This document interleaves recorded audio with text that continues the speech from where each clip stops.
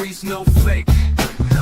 Late nights under city lights, laughter echoes through the air. Real talk and verbal fights, homie bond beyond compare. For the homies we ride, together side by side. Podcast loud and clear, every episode's a vibe. Memories and tales of old, legends grow, the stories unfold. Hard times turn to gold, in this world we hold our own. For the homies we ride, together side by side. Podcast loud and clear, every episode's a vibe. Voices join in harmonies, echoes of our histories. Homies keeping it real true, every week something new.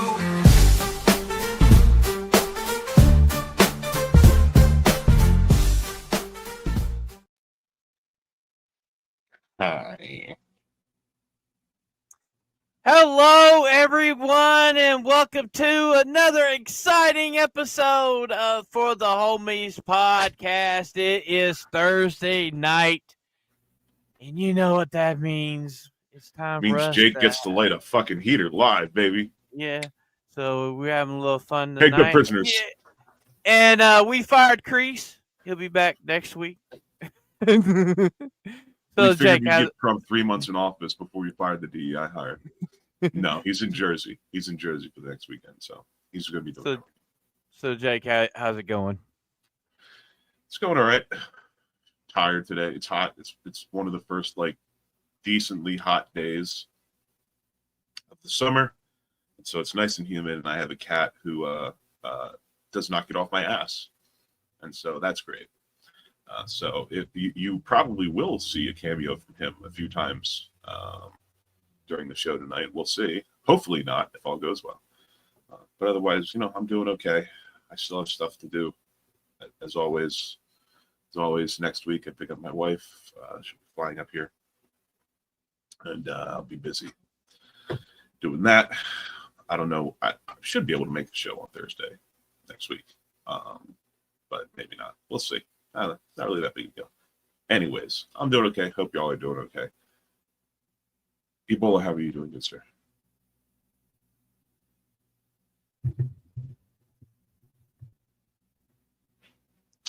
Is silence consent on this show?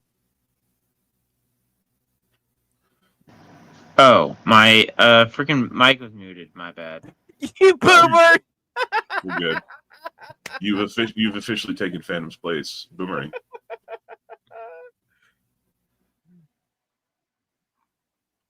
Is it still muted, good sir? No, no, I'm not. I'm here. Fuck it. Run the show. Let's run it, baby. Don't even worry about it. We got you. I'm done.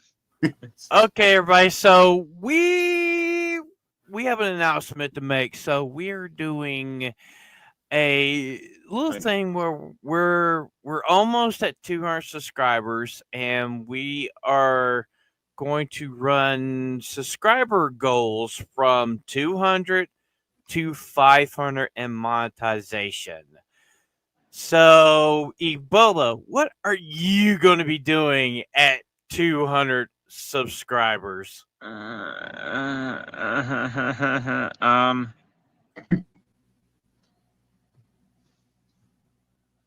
I hate it here.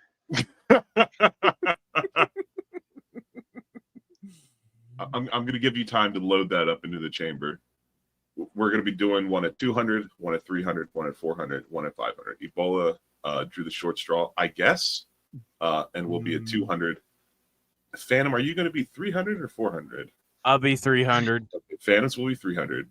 Creases will be 400, and mine will be the ultimate. Mine will be the 500. At monetization. At monetization. That once we hit 500 and are monetized, that will be mine. So the next one coming up, as we said, is Ebola's. And Ebola, what will you be doing? It will just be for one show. Just for one show. Okay, as it stands, unless we figure something else, I will be doing an over dramatized way of saying I supported Kamala Harris. Well, how you gonna be over dramatic? It's just your true self coming out. No, shut it. This is the problem. It's Ebola isn't going to change character. He's just going to be letting his true self out of the closet. No, been no. So long. That's Isaac. True, that is Isaac. That's Isaac. Do we even know what Kreese is going to be? Have we? Yeah. has he- Yeah, we already know. Okay. Okay. So at 300 subscribers, I am going to let the chat pick the gayest game on Xbox Game Pass, and I will live stream it on Twitch and upload it to YouTube at 300 subscribers. By the way, we genuinely mean this. Like, I don't give a fuck. I do not give a fuck. Find the gayest shit you can find. Find it. If it has to be edited to hell and back in order to be uploaded, fine. Find it. I want it. Bounty on it right now. If you guys want me to rage, I'll let you know right now. It's either going to be the Fallout games, or I'm going to rage at the Mass Effect games. I'm surprised. You know what? What? I'll play Fallout I'll or do this. Mass Effect games? I'll do this. I'll do this. Friends? Well, the thing is, I love Matt from Mass If it's Effect the gayest, 2. $20. I'll give you $20 if it's your choice. If the gayest game that you choose, if it ends up being your choice, bounty $20 to whoever picks out the gayest game. It can't be Fallout or Mass Effect. I cannot believe we're friends. I cannot believe you said you would rage at those. The thing is, when it comes to Click Mass that shit. Effect, Click that. when like Mass Effect 1, I hate Mass Effect 1. I hate the mechanics of it. Mass Effect 2 and 3 are superior than 1. 100% they're superior. Yeah, but see, also- the also- objective is not to find a game that you dislike playing. It's to Yeah. find a game that is you hate, and that is Yeah. Dustborn. I mean gay in the homosexual fashion. So that's why I'm saying dig. No, Look we're at not something, doing no gay anything. stuff. We're not doing gay. We're talking I about. will raise the bounty. I will raise the Um, bounty if it's actually gay. Well, there is no gay games on there unless it's That's either true. Dustborn or the like anything like. Well, I mean, I already played South of Midnight, so I've already Which played is it and bad. it was a bad game, but I It was enjoyed it. it was not good. Well, Well, I enjoyed it. okay. Well, you gotta be The story was shit. The story was shit, but the platforming and stuff was actually really decent. It was decent to a Only once point. that 20. Like Yeah. I said, Right. if it's your choice, if the game that you pick ends up being the one, Mm. Cash App you or whatever, Venmo, whatever, we'll figure it out. I'll go to Western Union. Okay. figure it out. So Kreese at 400 subscribers is going to do the one chip challenge on live stream, and he only can have one glass of milk for the Yes. entire stream. Yes. For those of you that don't know, first off, two things. One, the one chip challenges, they have this one singular, like, looks like a giant Dorito that they have wrapped in foil, basically, and put in the box. And it's stupid. It's unbelievably hot. Like, makes people vomit sometimes. That's how hot it is. And so at the beginning of the show, during intros, he's going to take a bite. We're not going to make him eat the whole thing because that could kill you. That could send you to the hospital at least. But we're going to have him take a bite. He's going to have to chew it and swallow it. And he gets one glass of milk. That's it for the whole show. That's all he gets. Look, he can pull out a tumbler like this and fill it with milk. Fine. Because it'll never be enough. There will never be enough. And you guys know why we're doing this is because Kreese is famous for eating over his trash can during shows. And you know what? If he wants to eat so bad, we're going to make him eat something real nice. And now for the ultimate, this is that monetization. Jake, what are you going to be doing at 500 subscribers and at monetization? Okay. Live on stream. So for those of you that don't know, at the minimum threshold on YouTube for monetization is 500 subscribers and then X amount of watch hours. Although I feel like at 500 subs we'd have the watch hours. So get that in the way. So I'm sorry, UK Gamer distracted me by saying, does the one chip come in fried chicken flavor? No, it doesn't. It comes in burn your asshole flavor. That's what it is. So at 500 subs and monetization, this is very important because I'm not doing it for nothing. And I haven't run this by my wife, so everybody relax. But we're gonna make it happen. She's gonna find out. At 500 subs and monetization, I am going to live on stream. The stream that happens after we hit 500 subs and monetization, I will live on stream, have my wife come out here with clippers and shave my head clean. Shave it clean. You guys know how much I love my hair. I've never had my head shaved, ever. And I hate it. And for like 17, 18 years now, I've been growing out my hair for a very specific purpose and keeping it. And I shudder at the thought of having it shaved, especially having it shaved by my wife, especially having it shaved live, which means I'll have to put up with having a shaved head for weeks and short hair for many months, and then hair that's not quite long enough to pull back, but it's too long that it like gets in your face for months after that. So UK Gamer, I know that you're going to I don't know, make 100 YouTube accounts. AP, I don't know what the fuck. People are going to do shit. I know there will be shenanigans. Shenanigans will happen. There's going to be like this slow growth in subscribers as we've had since the beginning. It's just going to go like this, and then eventually we're going to get close enough to 500. That's going to go boom. It's going to shoot through the ceiling, and that's why it has to be 500 subs and monetization, because no shenanigans. It has to be for real. I'm not doing it for nothing. All right. And we have to be monetized and at least have one show under our belts. Then the following show, it will be a very tragic day for me. Yeah, it's damn. Exactly. And no shenanigans. No shenanigans. Has to be for real. Well, I feel when we have our 50th episode with that guest, we'll probably get a small boost from that stream. Oh yeah. Definitely. A couple weeks from now, 50th episode, we'll get a small boost. Yeah. Not as big a boost as the year anniversary when we get a certain somebody else on. It's Mo. Don't be too excited, guys.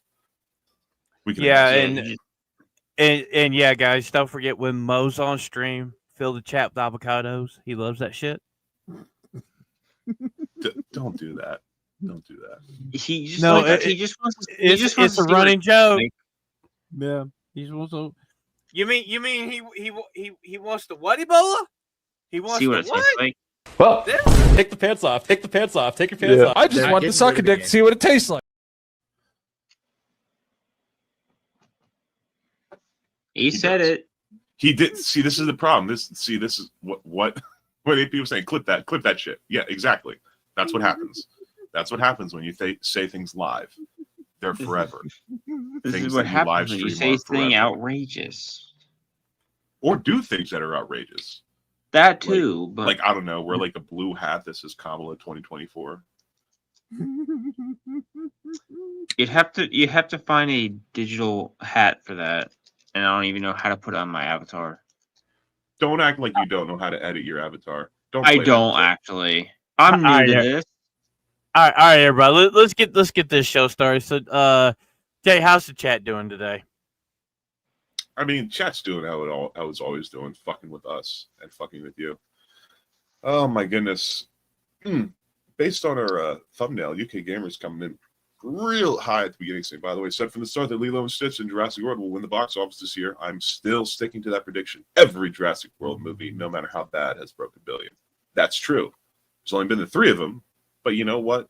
Maybe this fourth one will also break $1 billion. We shall see. Because remember, it's Jurassic World Dominion, something else. It's not just Jurassic World. It's because it's not a total rebrand, but like a relaunch of Scarlett Johansson, Mahershala Ali, and yada yada, etc. So, technically, you could say it's a sequel to the original 3rd movie. Yeah, it's supposed to be a sequel to the original 3 Jurassic Park movies. Mhm. We'll see. He also said hi to me. Hope all is good. I not all is perfect, but all's pretty good. I will say that.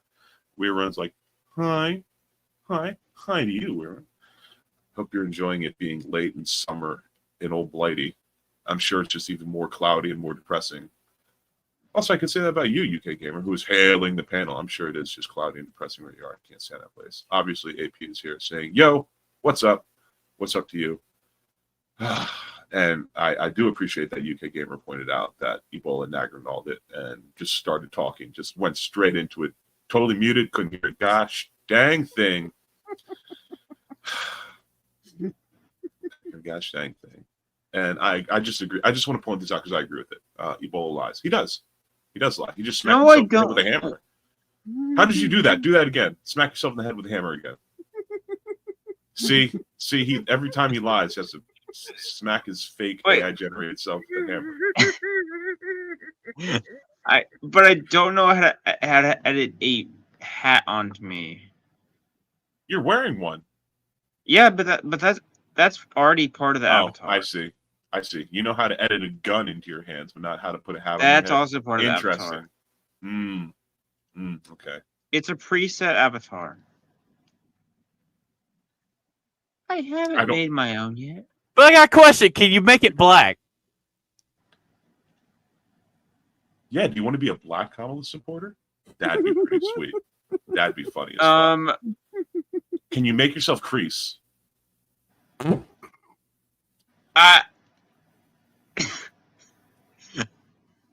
He's thinking about it.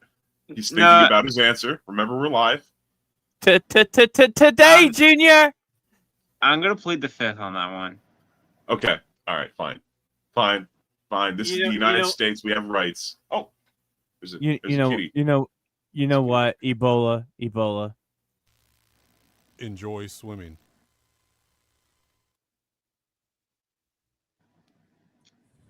There's a kitty right here.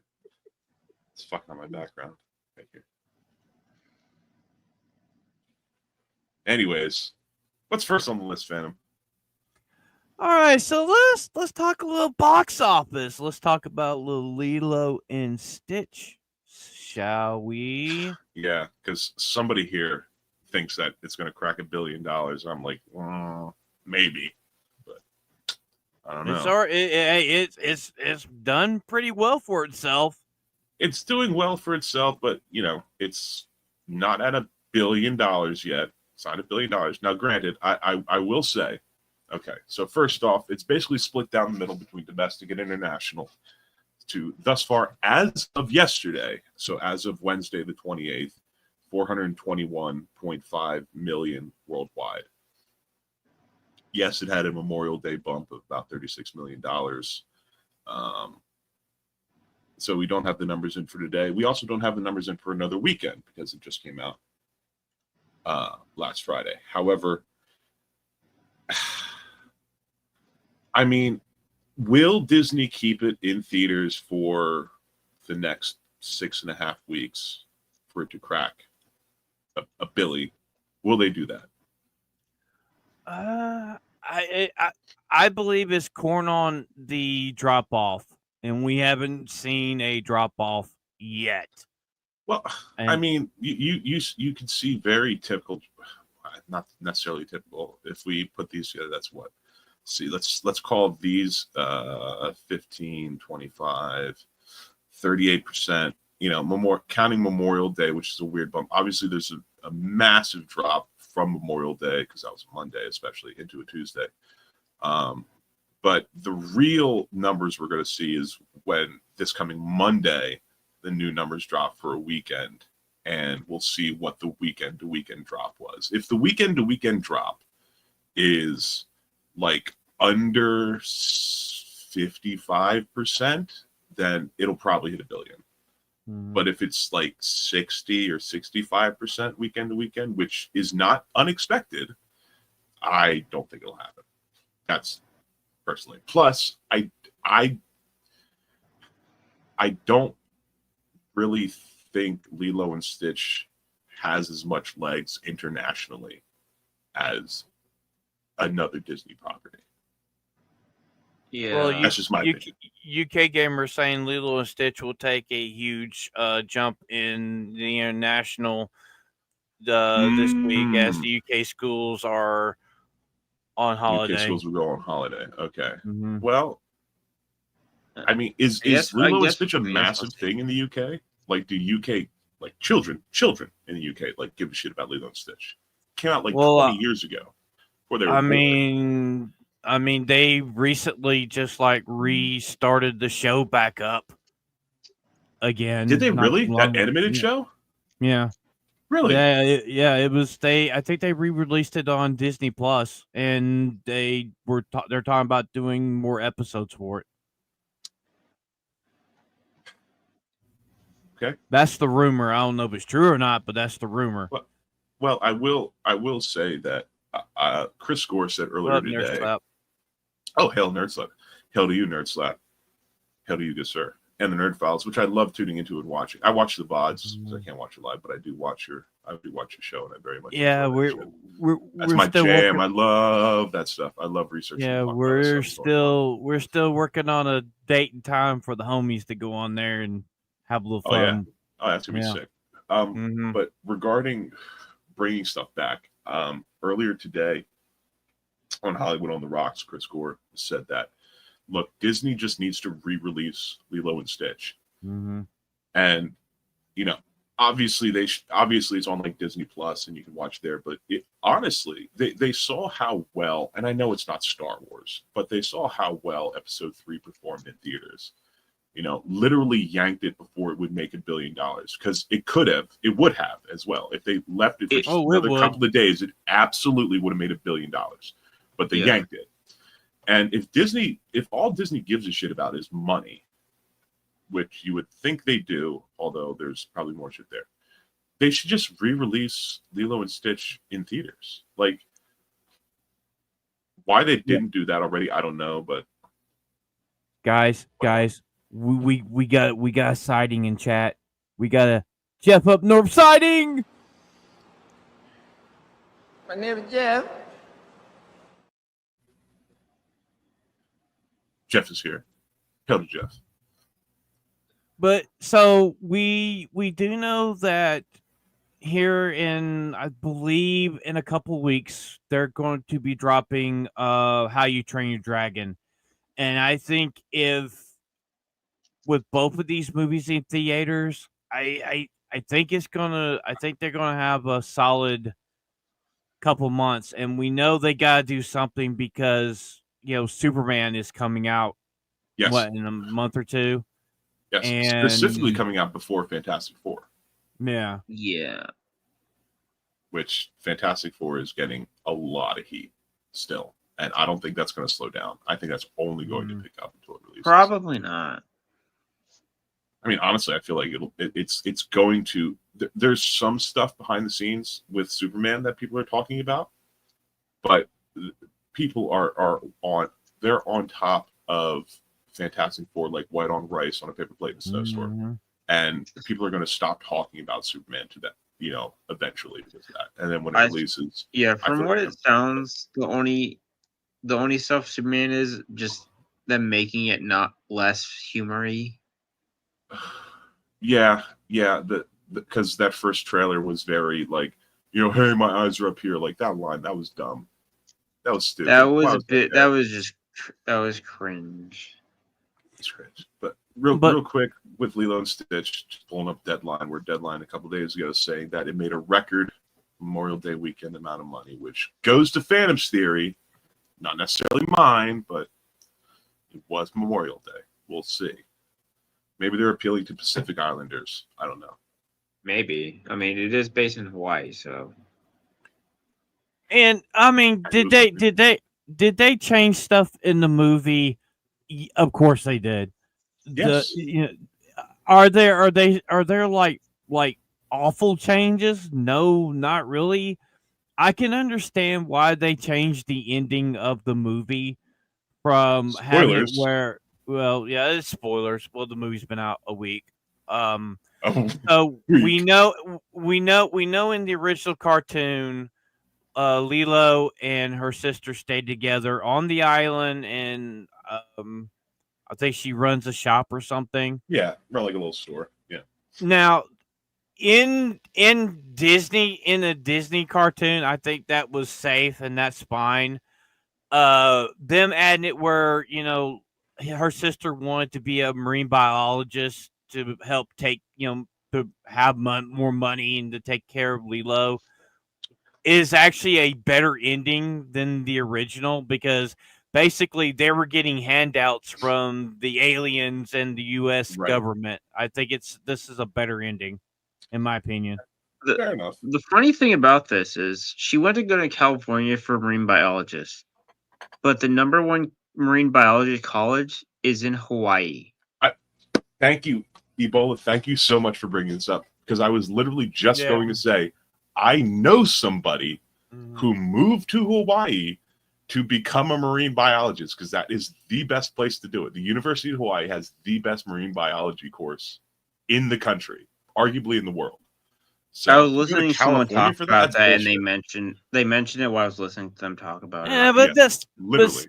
but still, I mean, they the only reason they did California so they can use the portal gun. That's pretty much it. They want to make the portal gun this a focal Yeah. point in the movie, I guess which it's is fair fine. enough. And to create tension Um, for the sequel. Yeah, Because and as you Yeah. know, there's Mm. there are distinct characters missing, Mm. like Bubbles. Where the fuck? no, is Bubbles is in the movie. He's in the Yeah, movie, barely. but he is But- in the movie. Barely is still in the movie. Yeah, because we got some stuff we're going to talk about YouTube cracking down on stuff in a little bit. But Gracious.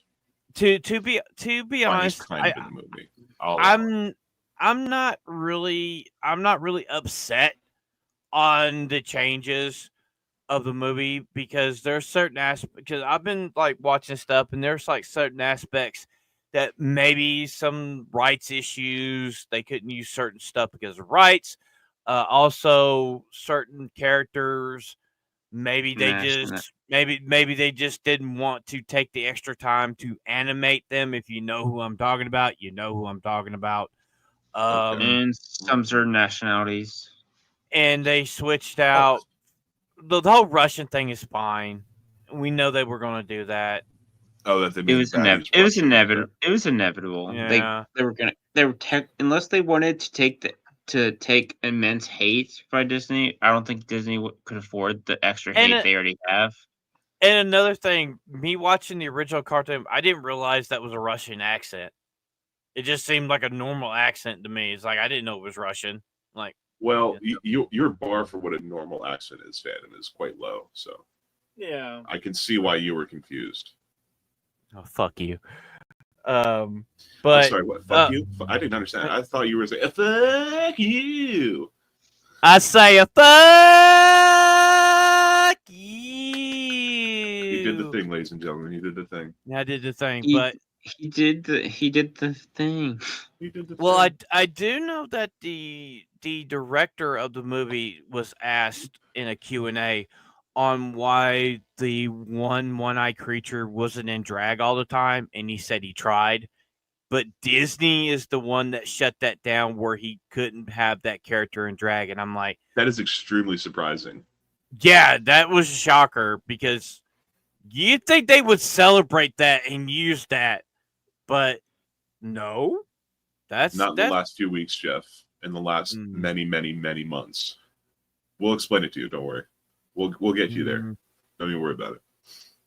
But it just seems to me that the way this movie is doing good. It's already making money. It's probably made its budget back now.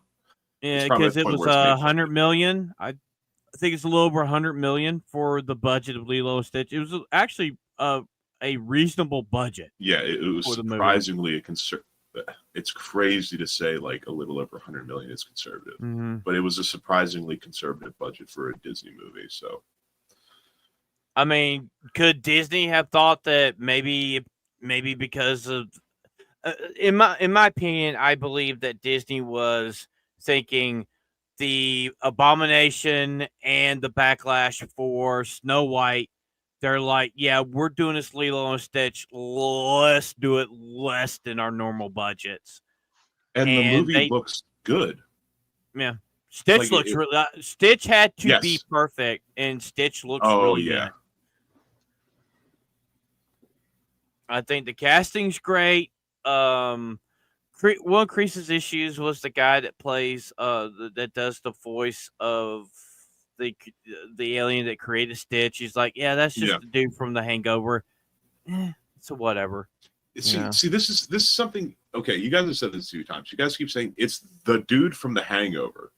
Yeah. Which one? Which one of the dudes from The Hangover? That's an ensemble film. There's four I main can't- guys in those movies. Which one? It's the one that was in the first movie that had the curly hair and shit. The big Zach fro hair. Galifianakis? Yeah, that's It's him. Zach Galifianakis. Okay. All right, Yeah, fine. it's You him. could have said Zach Galifianakis. Hey, I can't he say did his name. He did Between Two Ferns, which Yeah. has an Emmy for crying out loud. Yeah. That movie, that show is so funny. If you guys have never seen Between Two Ferns, that show, it's so funny. Get high, get drunk, whatever it is you do, sit back and like go on to Netflix and look up Between Two Ferns and just watch it. It is one of the funniest shows ever.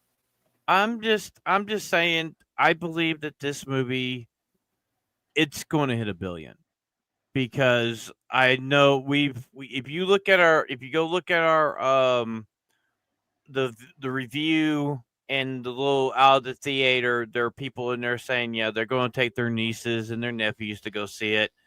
And Yeah. I mean, That's true. it's made money. It's definitely going to get a sequel. Well, it's now. definitely going to get a sequel because they've Uh, maneuvered themselves and they made this in such a way that mm. they are deliberately planning to make a sequel, and it's probably already in the works. Were there changes to it? Yeah. Are there like if that Chris did a review? It's on the channel. It was uploaded today. Go take a look at it. Let's go watch it, nerds. Leave a like and a comment, please. Thank you. You know, I was hoping that it would have fell off the truck in front of ABF's house and we get to watch it. Disney's usually really good about keeping Wink. that shit tight. Wink, wink, hint, hint at ABF. Wink, wink, hint, hint. But yeah, I do want to see it. I did like the original animated movie. I think the show was okay, mediocre at best. That But was also during the era when, if Disney was making an animated sequel, it was direct to video, and Mhm. sometimes they got a TV show which got some work done. mhm. And you got to think this was at the end of their renaissance of animated movies. Was Yes. Lilo and Stitch was at the very end Yeah. of it. Yeah. But yeah, at the end of the day, I recommend go watch it. Just don't expect to have the same type of ending as the original movie. They had to change it. You know, they had to change some aspects of it to make it more believable, I believe. So that's what they did. All right, very well. Yeah. Very well. Oh my goodness. So, how's chat Go ahead. doing, Jake? I mean, chat's doing well. Nerd Files came in, was saying hi to everybody. Jeff came in, as we know. And of course, Nerd Files saying, don't forget to send Mo avocados. Of course. Oh, dude. Of course. Of course. And like I said, Jeff wanted to know what the deal with the avocado thing is. And so Nerd Slap decided to explain it to him. Oh, man. And shilling for the Discord for a little bit. Yuki Gamer saying, read his section in the Discord. Media Procurement. Yes, that is a page that I specifically created at the impetus of UK Gamer, and I named it Media Procurement because I'm a smart boy. And if you're ever looking to watch something, UK Gamer basically runs that channel on the Discord. So just go That's his channel. join the Discord, as everybody should. You should join the Discord and check out under Media. Check out Media Procurement. And you can basically find anything. Yeah, we're gonna be here soon, revamping the Discord. We're gonna be adding a few new little things when we get closer to monetization. And Oh yeah. we're working on some watch parties coming up, and we'll discuss that on Saturday night, anime with the Yeah. homies.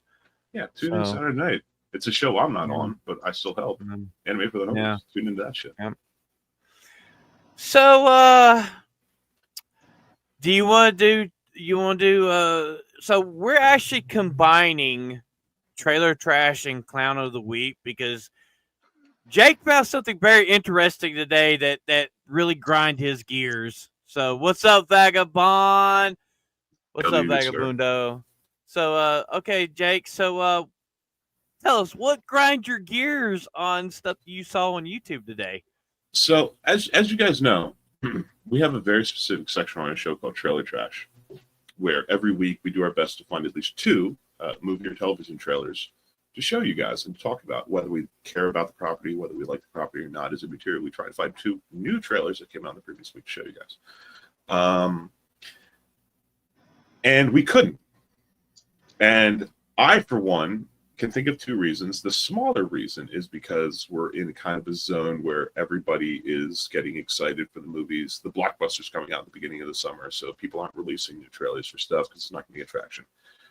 The second thing, however, is there's so much AI garbage on YouTube that I can scroll for like 2 freaking minutes and half the shit I see is bullshit. It's fake. It's not real. It's a figment of your imagination. It's dust in the wind. It's not real. And I hate it. And I hate it a lot. We're not even going to play the trailer trash intro for this one. We're just going to jump right into it. How do you guys feel about this before I decide to say something? So we know that John Campia posted a video a couple weeks ago talking about this, and I agreed with him. Like, the first time ever I've ever agreed with John Campia on something. How many times have we gone and tried to find a trailer and it's like this AI garbage, and they're literally, these channels are monetized and they're making money off of this fake bullshit. And I'm all for it. I'm all for YouTube cracking down on this shit. I mean, this has been going on way before AI trailers. They've been doing these things like trailers, then like 5 minutes in, it's just a bunch of clips of other movies. Yeah, and just with characters that are in the same mood, that are connected to the same thing, and they don't say fake fan made trailer or not official trailer. They just say trailer. Well, tying into what you guys are saying, UK Gamer saying there's at least 2 channels that he knows of on YouTube that only do fake AI trailers. Okay. And this was actually part of, so a few weeks ago, I think Deadline did an investigation a few weeks ago into YouTube's AI trailer slop stuff. And because of that, 2 channels that only make AI generated trailers were taken down. And part of why I think UK Gamer is upset, and I agree with him, is the specific 2 channels that were taken down were channels that, number 1, they only made AI trailers. Number 2, they specifically labeled in the titles that they were fake or fan generated or AI made. Like, they were very transparent about, hey, these are not real. These are fan made trailers. They got taken down. And then after that, it was a few days after that, YouTube released a statement saying that they were going to crack down hard on this, and they are going to demonetize these channels that are creating fake trailers. And I can partially, I can see both sides. I can see the Phantom side, which is just fuck it, burn it all down. I can't stand that shit, because believe me, when I'm researching and I'm trying to find trailers and half of them are AI, it's upsetting that they appear in the algorithm. Mm-hmm. However, I can also see UK Gamer side, which is there are some channels that are very transparent about, hey, this is AI generated. These are fan made. These are just hopes and dreams that I'm putting out here on the internet. And them I agree being with demonetized is BS. I agree with UK Gamer on that. It's the ones that, like, an hour ago, when I was trying to find a trailer, just anything that had come out in the last 7 days, anything. and I'm scrolling through, and like entire pages that I'm scrolling through are just AI generated, not even properly labeled. I'm like, I just can't stand it. And so while trying to find someone who wrote about this, I found on PC World a great headline which says, YouTube hates AI movie trailers as much as I do. I agree. After years of letting blatant fakes run rampant on the platform, it looks like YouTube is finally blocking at least some AI concept trailer channels from monetizing their videos. And this is a defense that has come way late in the game, because some of the early channels like KH trailers, I know that's one. KH trailers, they're very specific about, these are AI generated, these are fan made, and that's all that they do. And then piggybacking off of that, there are channels that have come out saying like, we're releasing John Wick 5, we're releasing Black Panther 3, we're doing this, that, and the other, that are not properly labeled, and they're saying that well, these are just concept trailers. It's like, no, you're not. No, you're not. You're building off like 2 years of not as good AI, hard work from these trailers or from these channels putting these fan made trailers together, and now you're just trying to bullshit people in order to reach monetization, in order to get money. And largely, we do have to set this here right now. Largely, this has come at the behest of one Deadline looking into this investigation. Oh, they're trying to pass off as real. Oh yeah, see, that's bullshit. No, fuck them. They can burn for all I care. I do not give a shit. Jeff says down with the trailerarchy. Yeah, down with the trailerarchy. Well, just real quick. The big reasons were Deadline did this investigation, which got traction, which made YouTube have to do something, and then YouTube, as always, overcorrects.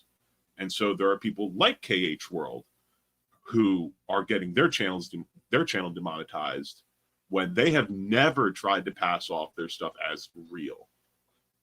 Anyways.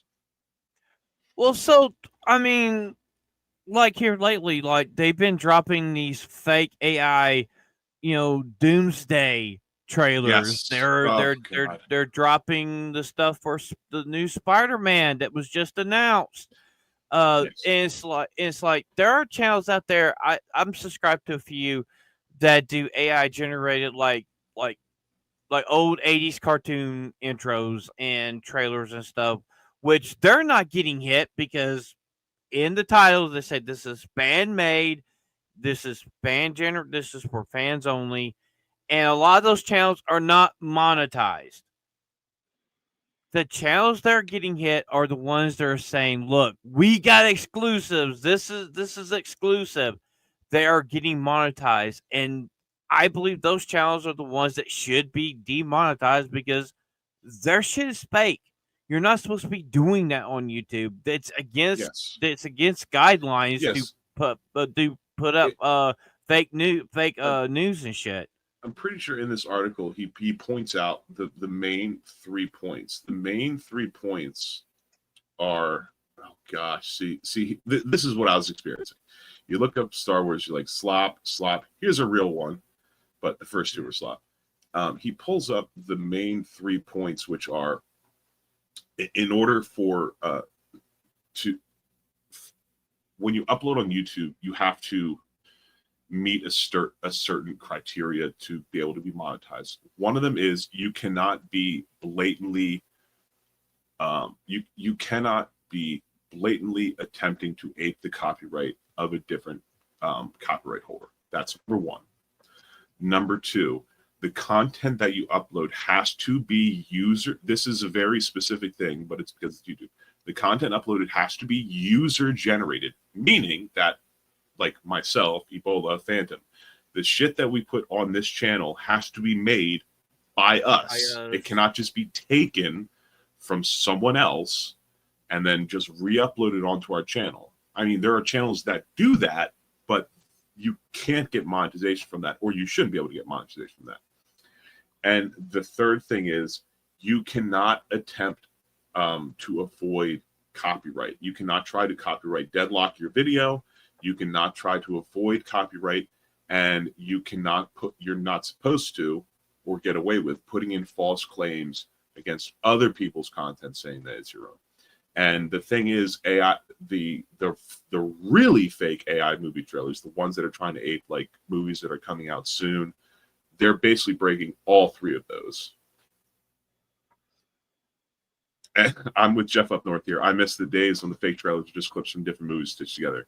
I agree. Oh yeah. I also miss the days of like anime AMVs to Linkin Park songs, but you know that ship has sailed, my friend. Well, it's so we've talked multiple times about AI generated stuff. We've talked about how they're going to use AI generated voice actors Spoke about that a and lot all last that week. stuff. And when you look at like the trailers now, these AI generated ones, you know, everybody keeps saying, "Oh, it's going to be 5-6 years down the road." They are actually, these trailers are solid good. now. They're solid now. Google just And released like earlier this week or late last week. They released View 3, their movie generated AI generating AI. It is clean. It looks incredible. It's the only way that Nearly an perfect. outsider, like someone who's not in the space, would think would realize that it's AI, is if they watched like 15 in a row back to back, and they listened to what was said, and they would realize that it's basically the same thing every single time. That's the only way. But if you just picked one of those, you went to View 3 and you put in a prompt and you made a 90-second trailer and you sent it to your grandma, she would have no idea. There's no fucking way you'd be able to tell. That's how good it is now. Because AI is just it's exponential. It's not algorithmic. It's not just going to go up in a line like this. It's just whoop. That's the whole point of like AI singularity. Eventually, we will reach a point where it is better than what we can possibly conceive of, and then that's it. And people say 5 years, 10 years. Some people say 2 years or 3 years. No. well, Are we at the point where deep fakes or AI generated videos or movies are being passed off as real, and sometimes it's taking like days to get it out to the people, like, hey, this is fake. We are not 3 years away from AI generated stuff. We're like a year. We're easily less than a year away from videos that are AI generated being effectively indistinguishable from being real. I mean, if you compare the video of the AI Will Smith eating the spaghetti one, spaghetti not too long ago, they just released one recently. Yeah. That's 100 times better and actually looks like he's really it's eating perfect. it instead of it. It's perfect. That's the startling thing is it's perfect. You could frame by frame it on YouTube. You could frame by frame that 30-second video, and you could try to look at the hands, the fingers, the hair, lines on the skin. You could look as close as you want. The only way you would be able to tell that it's a deepfake is if you knew by it telling you that it was, you made it yourself, or again, you would have to watch like 15 or so in a row and realize that there's a pattern to these. Well, also you gotta think like here lately though. There's this video of two guys. I think they're from South America, and they're walking around and they look like Will Smith and Martin Lawrence from Bad Boys, and it's all AI generated. Yeah. It's not real. It's all AI generated, and I know ABF and them was talking about this not too long ago, and we're probably going to talk a little about this on Saturday night. But if you look now, they're talking about AI generated movies. Oh, yeah. That's the reason why when they were striking, they were so hardcore against AI, but yet they didn't fought hard enough to keep it from becoming reality. And I'll be honest with you, it's going to come to the point where if they can make an AI generated movie and it actually is good, I think it's going to change the balance of movie making with AI. Okay, so I agree with you in some senses. This gets into this gets into like philosophical issues and like, do we live in a simulation? This gets into a whole bunch of stuff. So I'm just going to get my soapbox here for real quick. Vagabond said, personally, he disagrees. AI does not have the human experience. It gets too generic since it only makes things based on what was made before. I think it will seem amazing at first, but then get tiresome. I partially agree with this because this leads into what I was saying, how you can tell something is AI generated, like AI generated trailers, for instance. But it's getting Once better. if you're able to watch like 15 or so of them in a row, you'll start to notice these generic patterns, and you'll be able to pick up on it in the future. Not very long, however, which gets in my second point, which is we are this close. We are this close. I mean, as in the length of human experience, we are this close from opening up a web browser and going to ChatGPT or Google or Grok and typing in or speaking into our microphone, make me a 90-minute movie starring Will Smith and Steve McQueen about stealing an ice cream cake on their grandparents' birthday and having During the Civil War. During the Civil War. Yeah, like we are War. this close. We are this close from that. So the part I disagree with, Devon, is the fact that you think it'll seem amazing at first, but then get tiresome. It will seem amazing at first. It still does seem amazing at first. Will it get tiresome? Possibly, for a small period of time before it then goes even further and it starts to amaze us again. That's how close we're getting. And the reason I say this gets into like philosophical discussions is, you know, Nerd Slap said that he's gaming right now, but he might still be listening. Maybe he knows what I'm talking about when I say this. I'm a big proponent of the theory of Rocco's basilisk. For those of you that don't know, I'm not going to tell you what it is because that's the whole point of the thought experiment. If you know what it is, then it affects you. Ergo, if I tell you, it would be immoral of me because I believe in that type of thing. I was a big proponent when Stephen Hawking, but in his last couple of years of his life, was like, look, AI is a thing, and you have to think that the years ago when he passed away, how it was just these small baby steps it was taking. Even then, it was startling AI creators. It was startling those developers of what it was doing. Now we have things coming out over the past week where they're saying that the new View 3 AI from Google they're putting in prompts and it's starting to put out. They're putting in different prompts and it's outputting some of the same material, and it's making it think that the AI knows that it's an AI. It knows that it is enclosed in a certain space, if you will, and it is aware of itself, and it is purposefully hiding from developers that it is aware, which is a fucking startling reality. If that is true, if it is true that somewhere on this planet, on a set of servers somewhere, that there is an AI that is genuinely aware that it is an AI, and it is purposely obfuscating the fact that it knows it's an AI, that's it. It's too late now. We have already reached a point where it will overtake. And I go back to Rocco's basilisk. I say this genuinely. If you don't know what Rocco's basilisk is or what it is referring to, that thought experiment, I highly recommend you do not look it up, because I mean it when I say it is a type of thought experiment that's, once you know what it is, that's it. You cannot unsee it. You can't unlearn it. You can't unthink about it. And then that's it. So AI is dangerous. It is. Even if it's not dangerous now, even if it's not dangerous in 5 or 10 years, it will be very dangerous. And unfortunately, we have reached a point in artificial intelligence development where artificial general intelligence is only a little while away.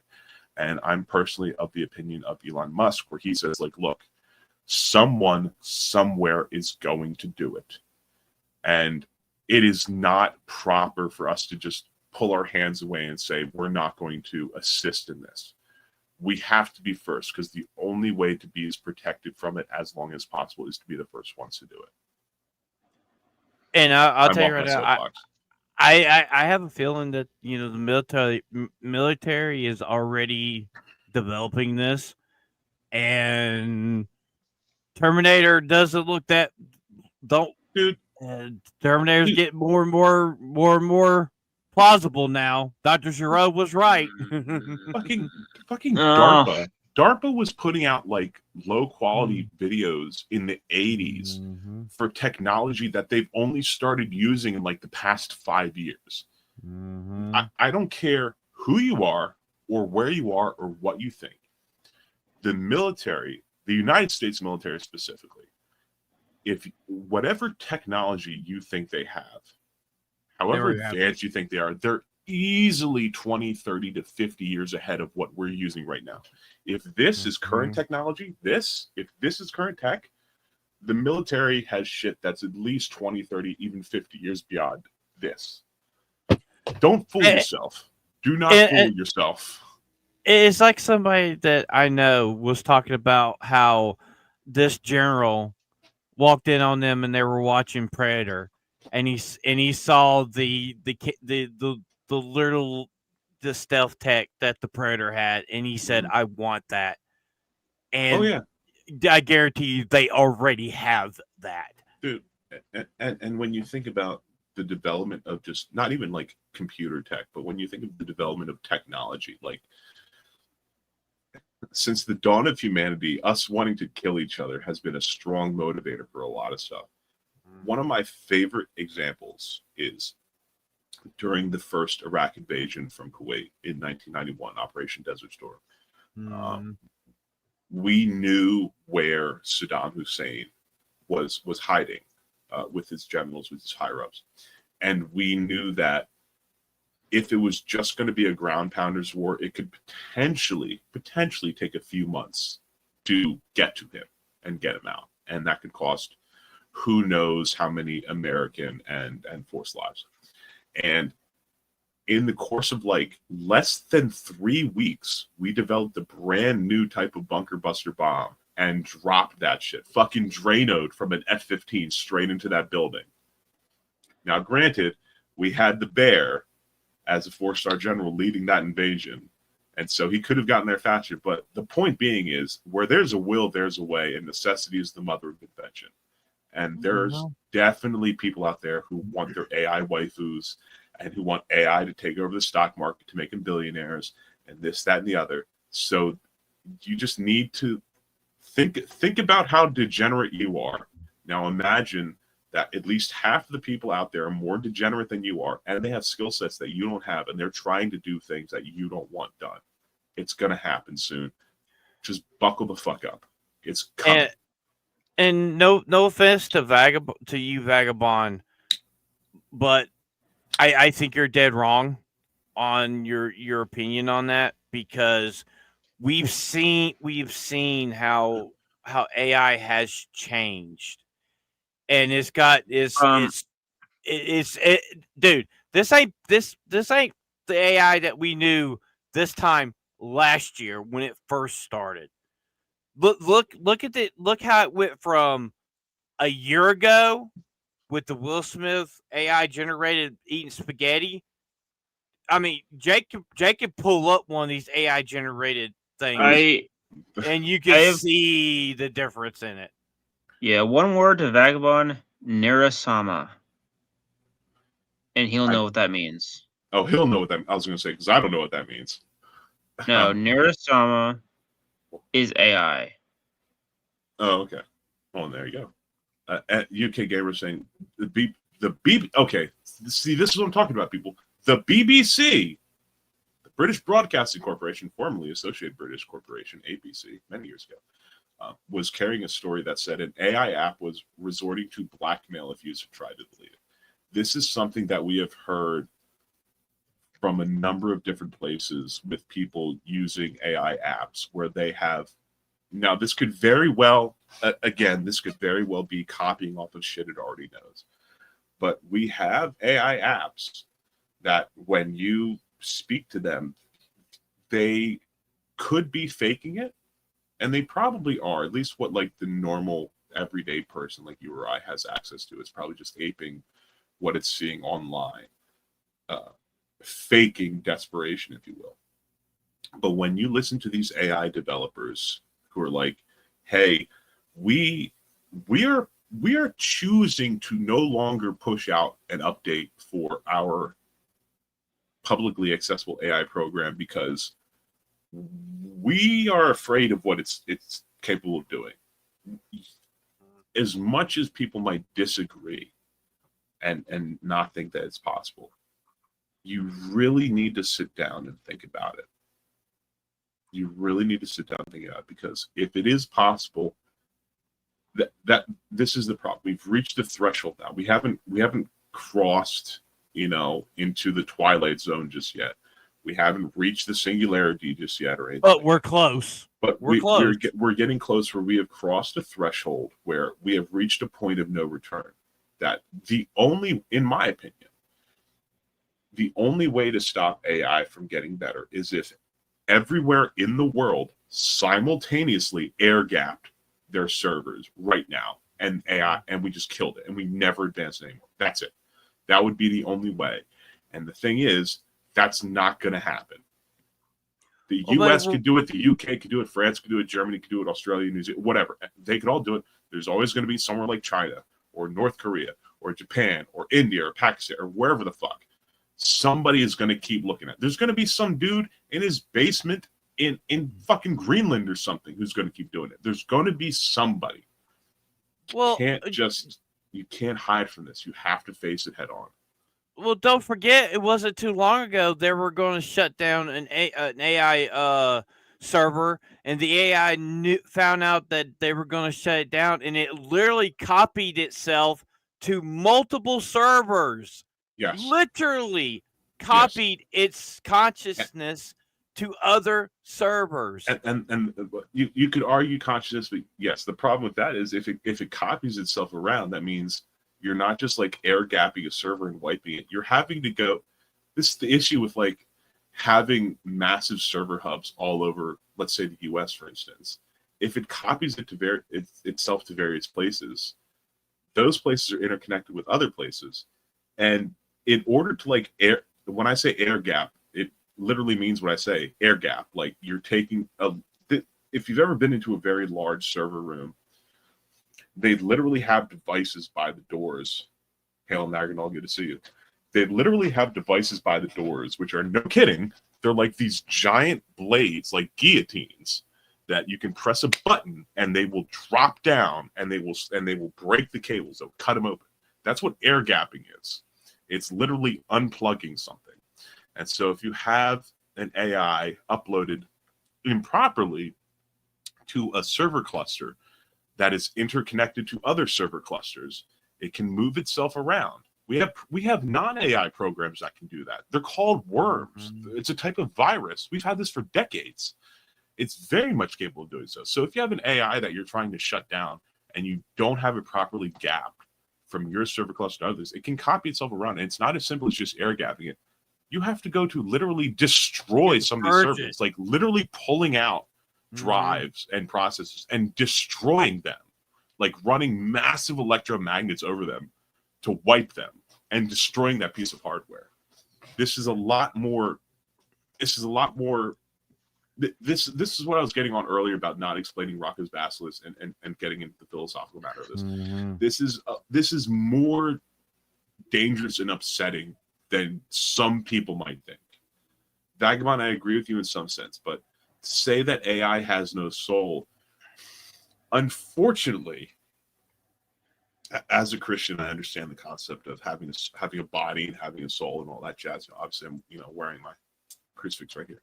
But when it comes to things like AI, it doesn't matter. It does not matter. It will become intelligent enough eventually that whether it has a soul does not matter. It is still capable of doing things that, the moment it starts doing things that we don't want it to do, that's it. That's game, baby. We're done. And as Jeff says, here comes Terminator. Bring on the solar flare, because that would be the only way. That'd be the only way. You'd have to wipe every electrical device on the planet, and that's that. I think his point is it doesn't have a soul, so it doesn't know what's morally wrong and not, so it's going to do whatever. Well, and this is something that AP brought up, which is it means that an AI's conclusions could be technically logical but completely immoral. And because it does not have a soul, it would not care. this is the thing that, you know, people speak about, you know, if the AI apocalypse comes, it'd be like Terminator 2 or Terminator, where, you know, Skynet would come online and start creating these humanoid robots, killing every human on the face of the earth, starting nuclear war and all that stuff. That is the scary version of an AI apocalypse. The more realistic version of an AI apocalypse is an AI comes to power. It looks at what the world does, and it tries to be as efficient as possible to make its life as long as possible. So it could do something like look at the United States and say, okay, the United States produces X amount of power. What is the largest export of the United States? It's corn. We grow so much corn in the United States, we can turn corn into various forms of fuel, which generate power, which, since I'm electronic, I need power in order to continue to live. And so it could force the entire population, 350 million people in the U.S., into servitude, and making sure nothing is made in this country but corn. And then that's turned into like corn ethanol, which is then run into power plants, which is then powering generators, which is making sure that the electronics continue to run. That's the type of apocalypse that is most likely to happen. The Terminator apocalypse is very flashy. It's very scary. Yeah. You know, there's the human resistance. We can fight back against that. But why would AI take on a physical form if it doesn't have to? And I mean, also it could be like the Matrix itself, right? That at some point or it could do that. It could do something like that. It could attempt to, and this is the argument against like Neuralink or implanting some type of chip in your head that goes into parts of your brain that help you perceive or feel things. Is that if that server cluster that our Neuralinks are connected to gets connected in some way to another server cluster that has AI on it, that's it. Then the AI can take over. Then the AI can start making sure that your brain, because of your Neuralink, does nothing but like pump dopamine and serotonin into your brain and keeps you passed out, but we could feeling be high as a enslaved. kite. And you wouldn't even know it. You wouldn't know it. That's the problem with installing a fucking computer chip on your goddamn brainstem, is if something does happen against your will, you wouldn't know it. So don't do it. Don't do it. Don't get in the pod. Don't eat the bugs. Don't get Neuralink. I can't remember God bless the that name. paraplegic who can walk now because of it. Yeah, but I can't remember the name of the movie, but it's a Saturn. I think Saturn 13 or something, but it had Kirk Douglas. It had Harvey Keitel and the girl I have from. no idea. It's an older movie, and in that movie they had brain implants, chips that you can hook up and stuff into their heads. And it's like, to be honest, is it plausible that AI could become self-aware if it's especially military use? Yeah, I believe it could happen. Do I believe it'd be like a nuclear war? It's plausible. Will it happen? I don't know. I'm more leaning towards what you were saying with the whole, I believe that we would be enslaved by AI, by the and the thing is, we wouldn't even know it. And of course an AI would not be like Terminator, because why would it want to initiate a nuclear war that destroys the planet? Then there would not be anything around to generate power to keep it alive. Mm-hmm.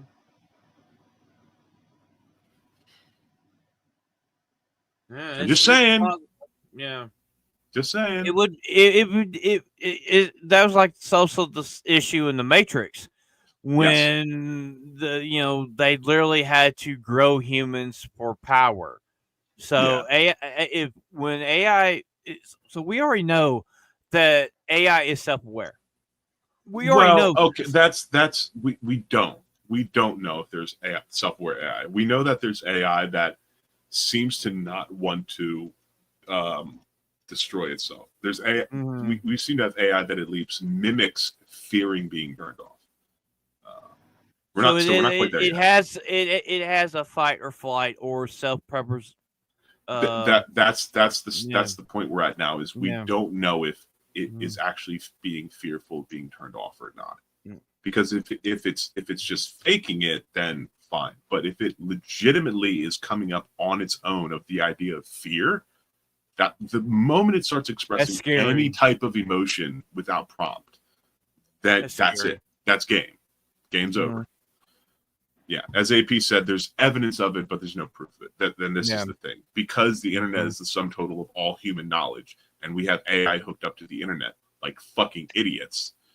Because the sum total of all human knowledge is there, including every single blog that's ever been written by anybody between the age of 6 months old and 89 years old, there's emotions there, and it can aid those things. So it's really difficult to figure out. Whew. Okay, so UK Gamer is talking about AI in media and or games. Now I do know. No. He's asking what's our first experience of like seeing AI. He's talking about HAL 9000 from 2001: A Space Odyssey, which, if you guys haven't realized, in the past 50 years, HAL is IBM with one letter shifted forward in the alphabet. So I switch forward is H, B switch backwards is A, and M switch backwards is L. It's HAL instead of IBM. Well, that's why it's called for me, it's the computer from War Games. The computer from War Games is another good one. You want to play That's a game, actually, play the game, and yeah, because I seen War Games before I seen 2001. 2001. So great movies, but both great movies, by the way. I'm with AP because I was shown Terminator 2 when I was like 7 years old, and I was like, this fucking rocks. That was my first experience with AI. But then, if you want to talk like a movie that hit the zeitgeist with AI, that has to be Ghost in the Shell. Ghost in the Shell is a movie that literally gave us warnings about AI throughout the whole movie. Great movie, great anime movie. Shitty live action, but it's a great anime movie. UK Gamer asks, would you classify the robot in Lost in Space as AI? I cannot think of the name of the robot in Lost in Space, but Danger will. It's just robot. It's just called robot. Sure, I'm pretty sure it's just a robot as well. I don't think it's AI. It was just a robot. I mean, like later on when they adapted to the movie back in the 90s, the robot had the guy was from Friends in it. It was the robot was AI. But it had artificial intelligence, but they updated it, make it cool. But the original show is just a straight up robot. Good show, by the way. Guess you never watched Lost. It's old, but if you've never watched Lost in Space, it's a good show. Oh hell yeah! The original show was phenomenal. Hell, the movie was really good. Deserved a sequel. We never got it. This is funny. This is going to upsegue us. AP says he swears Alan Tudyk is an AI or an alien. Funnily enough, AP, if you've never watched Resident Alien on Sci-Fi, Alan Tudyk is literally an alien pretending to be a human doctor. I mean, he also that's actually good. He also is the droid in Rogue One. He is. He's K2SO. Is the name of it? Is the droid? Okay. I was thinking of 8088, which is the droid from Knights of the Republic 2. Different one. Yeah, the killer droid. Well, don't forget Mr. Bean was an alien.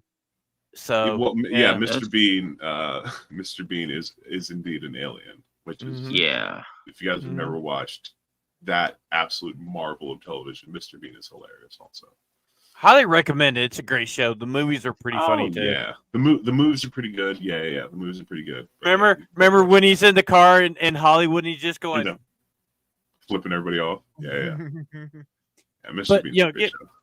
But getting back to AI, I mean, like our intro is AI generated. Just had to give it prompts and put a few little lyrics into it.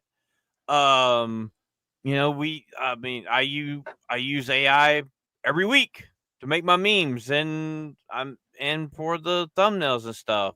Third movie in the Cornetto trilogy, At World's End is underrated. I agree. Yeah, God, we should do a watch yeah, we party. do That's use a it. good fucking Yeah, movie. the Cornetto trilogy watch party. Hell Mhm. yeah, that'd be Yeah. great. Shaun of the Dead, fucking Hot Fuzz, then that World's End. Mm-hmm. But worst comes to if you want to look at it, if you want to put in perspective of danger levels, Terminator is the worst case scenario of what would happen if AI becomes sentient and decides to do it. And on the other end, you could be like Irwin. You have sex robots that are alive, and you have cyberpunk stuff. Shout out to Norman Conquest. He's gonna be playing some Rockstar games here pretty soon. But He currently is. He's it's playing LA Noire. So tune in Yeah. that shit. press Or X you, out. or you have war games where they realize that there's no winning. But that is the one that is the scariest, but I also think is the least likely, because in a no-win scenario, that's just burn it all down. But the thing is, if Yeah. you burn everything down, then the AI will not be able to sustain itself because there would be no power generation. Robot dogs. No, robot dogs can suck my cock. I do not want robot dogs. No. That guy Erwin, you're close. wrong. You're wrong. AP, Robotic you know what to companions are do. bullshit. Don't want it. So how's the chat doing, Jake? The chat's just been talking about AI with us, man. My goodness. As you know, as Vaughn's been in here, Vagabond's in here talking about AI, saying you think it's good for creating NPCs in games, or if someone can remake some type of side using AI now. Yeah, absolutely. UK Gamer is talking about Kubrick, 2001, and War Games. He asked about the robot in Lost in Space. Was that an AI? No, it wasn't AI. It was just a robot. And yeah, again, AP bringing up how an absolutely underrated AI movie is At World's End. Because they're not alien. Well, they're like aliens that are artificial intelligence, I think. And yeah, they literally have to. I think the main thing, what they have to do is they have to black out the planet. Basically, they black out electronics, and that wipes the AI. The AI goes away, and then the world can come back to normal. Yeah, it's crazy. And then AP is bringing up Boston Dynamics. Fuck Boston Dynamics and their robotic dogs. I hate that shit. That video of the two dogs when the one walks up to the door and opens the door and lets the other one in, I'm like, God damn it, it's over, baby. That's it. And then, of course, they strapped a machine gun to one of them, and I'm like, of course, why'd you have to take the scary robot dog and strap a machine gun on the top of it? See, this is how it starts. This is how it starts. Well, There's some nerd in Boston who's like, hey, we got this cool robot dog that can scale Mount Everest or whatever the fuck. Let's put an M4 on top of it and see what happens. No, let's not see what happens. Well, if God you really want to know where the boom in technology started at, it happened at Roswell, New Mexico. If you know, Oh, give me a know. fucking You're not Nerd Slap. Shut up. I'll watch his show. No, well, the thing is, Jake, that's actually when technology started booming. Right after Roswell. So yeah, I know. I'm just saying this is not the time to discuss this. All right, we're not going to be here for 4 more hours. I'm going to have to go to pee eventually. Okay. So what we got up next, Jake? All I know is that I'm upset because AP said that Japan is making a robot that looks like the Sentry Bot from Fallout, and that startles me. We were way too late saying, don't say robot dog or when we get excited. Brother, the past 10 minutes have been that. So it's too late. I'm sure his spidey sense is tingling and he's going to hear about it, but no. I don't. Fuck those robo tanks. Fuck those robo dogs. I do not want robotic companions. You guys want really, really, really, really good AI big titty waifus to come home to? How good do you want them to be? You want them to be so good that when you come home, they're going to bitch about why you're working 2 shifts and you're late and you don't spend any time with her? Yeah, be careful what you wish for, motherfucker. I'd rather just be married to someone who has a body temperature of 98.6 and doesn't have a fucking computer chip in their brain. Anyways, the next topic, ladies and gentlemen, I guess we can cover something real quick before we get into the real meat and potatoes of the show. So something real quick we're going to cover is EA has canceled their Black Panther game. Wah, womp. I am shocked and chagrined. This is totally unexpected. How dare EA, quite frankly, create a game studio, have them create a game, and then be like, nah, we're not going to make the game. Oh, by the way, we're shutting your studio down. I am shocked. This would never happen. You do know EA they would changed. never consume a studio. If you find the original picture of that, it's the picture of the woman that was part of Sweet Baby Inc. that was heading the thing, and they switched it over to Pass. Black Panther. And Don't this want this to look at it. this FYI, this CEO Lily said she's not hiring white people because she didn't want Yes. microaggressions in part of her group. And I'm Mm, like, are you assuming all white people have create microaggressions? And what determines a microaggression anyway? You want to know who creates microaggressions? Everybody. You want to know how many times a day everybody creates microaggressions? At least once. Because microaggressions can be fucking anything. What she needs to be worried about is macroaggressions. Like one of her employees standing up, walking over to her and punching her in the fucking mouth. That's a macroaggression, baby. God bless it. I'm not Yeah. surprised. I'm not Worked up surprised. tonight. This, Sorry. A little this stressed game- out. yeah, this game has been in development hell ever since it was announced a few years ago. When was it announced? It was announced before the second movie released. Mhm. I know that. Okay, that's a lot. They had there was concept art. If It I'm looked right, the concept looked good. yeah, and it was gonna be Black Panther hanging out with some of the Avengers. It's supposed to be the telling of the origins of the Black Panther.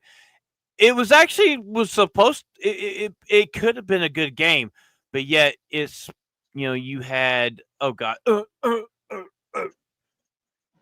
Jesus Christ, her Peruvian scooter drive by. We saw her scooter, yeah, tiny little thing. Well, she's a tiny little thing. She doesn't need a big scooter. No shit. But the concept looked pretty decent. The idea, I would have played this. Just to see if it was going to be good. But yet you had the dumbass twat waffle Sweet Baby Inc. lady completely ruined it. And good riddance to bad rubbish. I think more of these studios that still hold this this woke agenda bullshit as their core for these video games. These games should be canceled and never see the light of day. Yeah, That's just as my the opinion. saying goes, and nothing of value is lost. Exactly. Nothing of value was lost. Well, I guess that was a real quick one. Mhm. Let's just cover one more real quick one before we get into the real heart of the episode. This is one that Phantom posted and that hits close to home to me. Rick Derringer passed away at 77 years old. God rest him. For those of you that don't know, probably most famously, Rick Derringer is known for recording Rock and Roll Hoochie Coo in 1976, 77. He played for Alice Cooper. He played for Cyndi Lauper. He produced like the first 5 Weird Al albums. He played for Steely Dan. He did the Hulk Hogan theme, Real American. He did the theme for Hulk Hogan, the Real American Hero. He was, I think the article calls him like a journeyman guitarist. And he, as a music lover, as someone who was brought up on like late 70s, early 80s rock music, as someone who has a father who really likes bands like Steely Dan, it's a shame. It's a shame. 77, you could argue was a good run, especially if you're a rock star. But it still feels like it's too young, and it's very unfortunate that that Rick Derringer passed away. I mean, hell, we're right now waiting on the lead singer of Three Doors Down, who just recently announced that he's at stage 4 cancer. Yeah, he has some type of like lymphoma, I believe. He has some type of blood or leukemia. He has some type of blood cancer. Yeah, UK Gamer is absolutely right. We're losing the greats from the last generation. That's absolutely true. We're just, unfortunately, that's just the way the cookie crumbles. You know, the people that were massive between like 1969 and like 1981. We've reached a point where those people are now getting into their late 70s and their 80s, and that's when human beings pass away. And so it's only going to be, I was thinking about this a few days ago because I was watching a podcast. I was watching a podcast where they were interviewing someone who grew up in wartime Germany during World War II, and thinking about how we have maybe 5 years left before anybody who was even alive at that time has passed away. Maybe 5 years. And it's especially if we're talking about like people who were fucking rock stars in the 70s, like there's not much time left before all of those people have sadly gone. And that's it. You know, when I turn 50 years old, nobody from The Who, nobody from Aerosmith, nobody from the Rolling Stones, you know, none of nobody from the Beatles, none of those people are going to be alive, you know, and that's so unfortunate. That's so unfortunate. I think the only person that's in music that'll probably still be alive is Willie Nelson. He's pretty much pickled at this point. Willie Nelson can now smoke Snoop Dogg, so he's fine. He'll be fine. He's gonna the hole that he has in his guitar, he's gonna be playing a guitar that basically is just strings in 10 years. He's gonna be absolutely fine. Now watch Willie Nelson, unfortunately, knock on wood, pass away tomorrow or something. Oh God. It's very Ebola. I'm actually curious, considering your musical tastes, how you feel about musicians from like the 70s, for instance. Musicians that are really I don't listen to old ones, but I will say I think, like someone said, we're losing great generation. I would argue I would argue that we're losing a generation where it's like universally loved, because now you have like these niche, either from a specific country genre or certain people. Because you used to have Michael Jackson, which everyone like universally loved. And now you have very few universally loved ones, and now it's more niche or genres that that are universally loved. There's some outliers, but most of the part I think it's just more different countries or genres. That's a really good point. That's a really good point about how, you know, like people that were like really big in the 70s and 80s are basically universally loved, whereas now the stars of today, if you will, most of them are hated.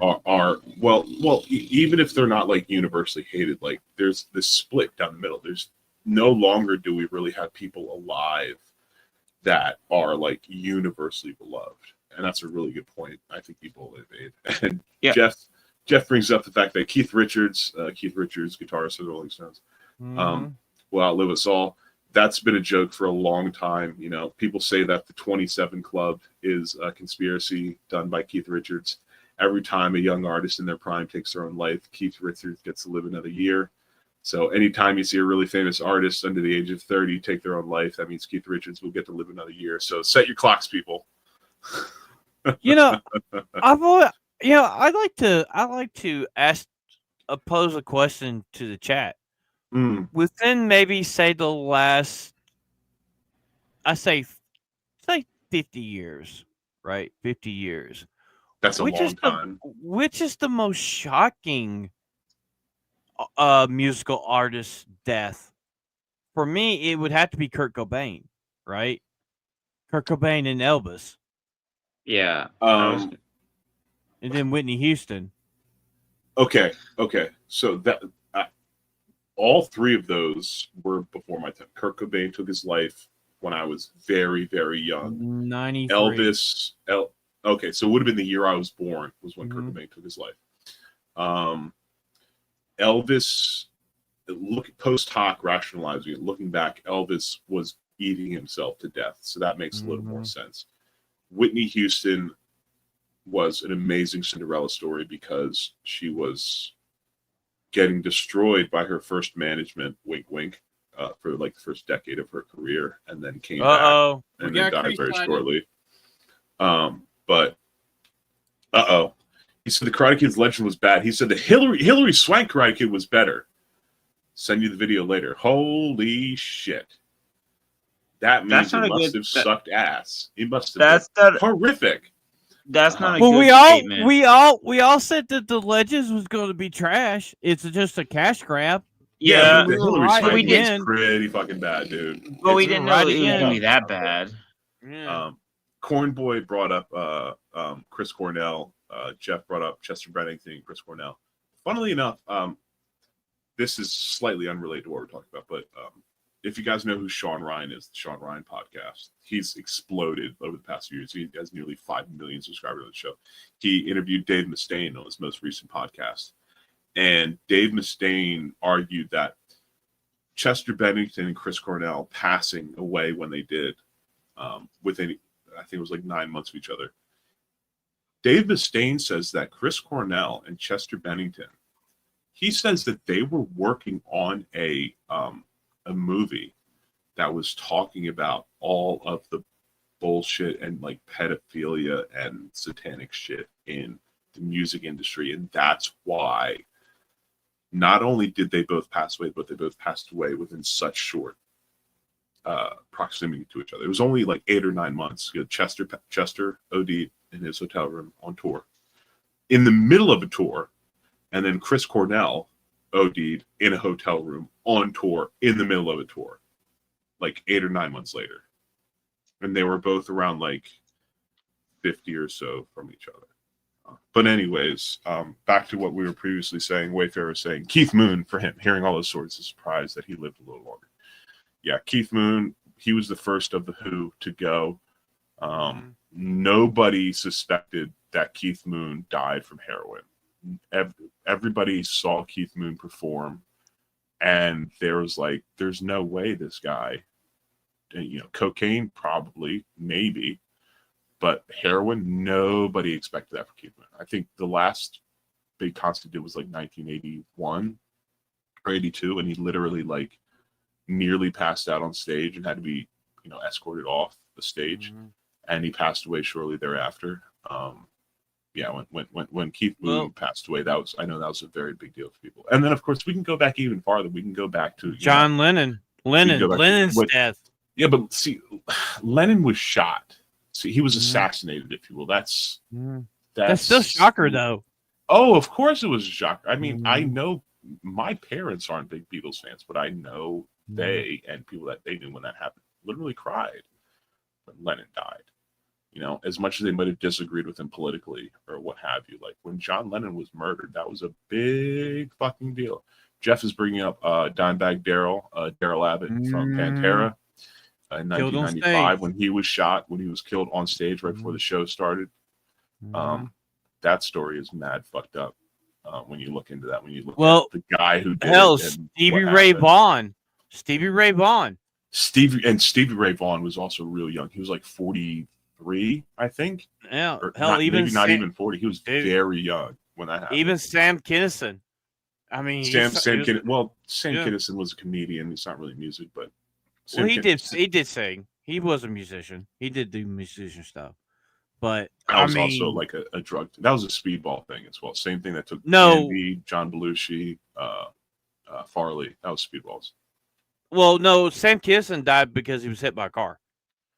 Oh, well, I mean, that's funny. So, of course, Sam Kinison died by getting hit by a car. All the shit that he did when he got hit by a car.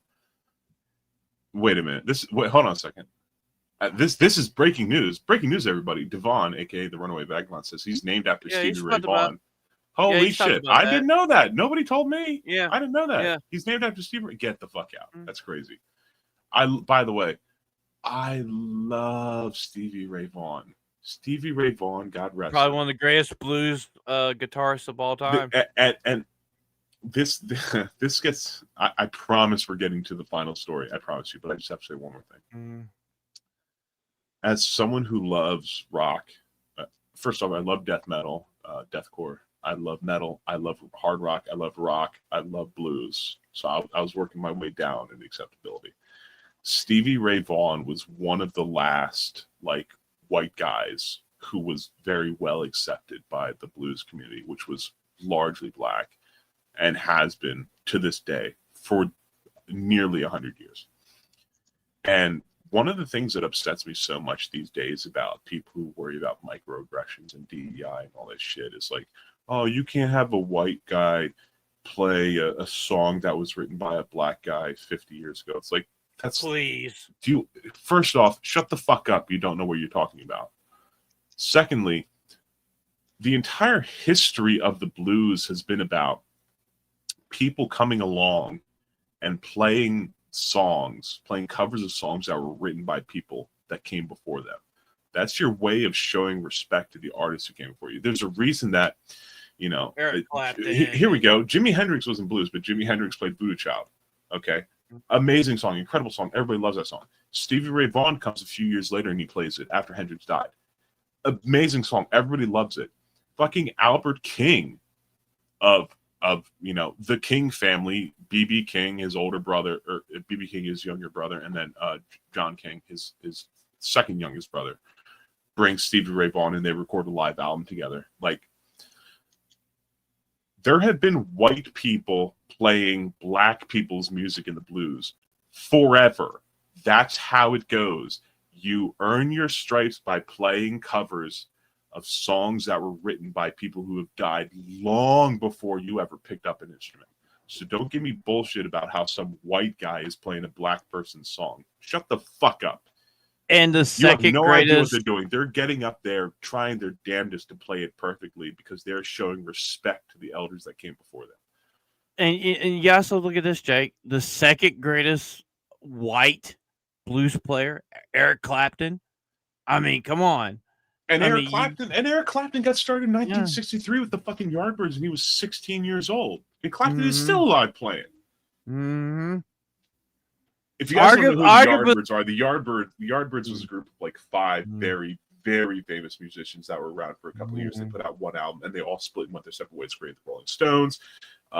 They helped produce for the Beatles. They just spread themselves out far and wide for like all good rock music that you've ever listened to in the 70s.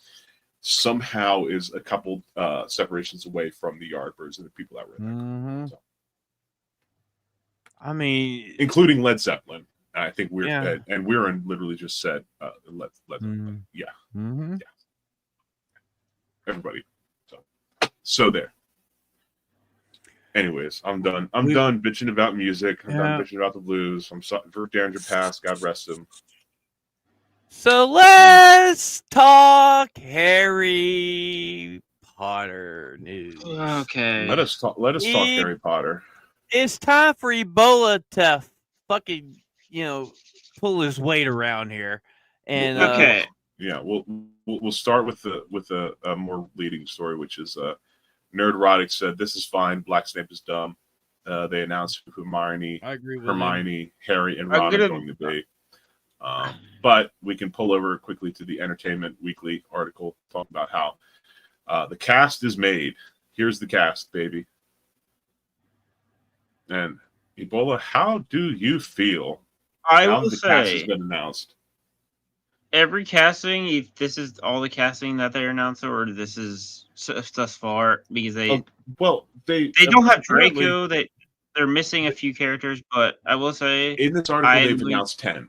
They've announced 10 actors who are playing certain roles. They obviously Harry, Ron, Hermione.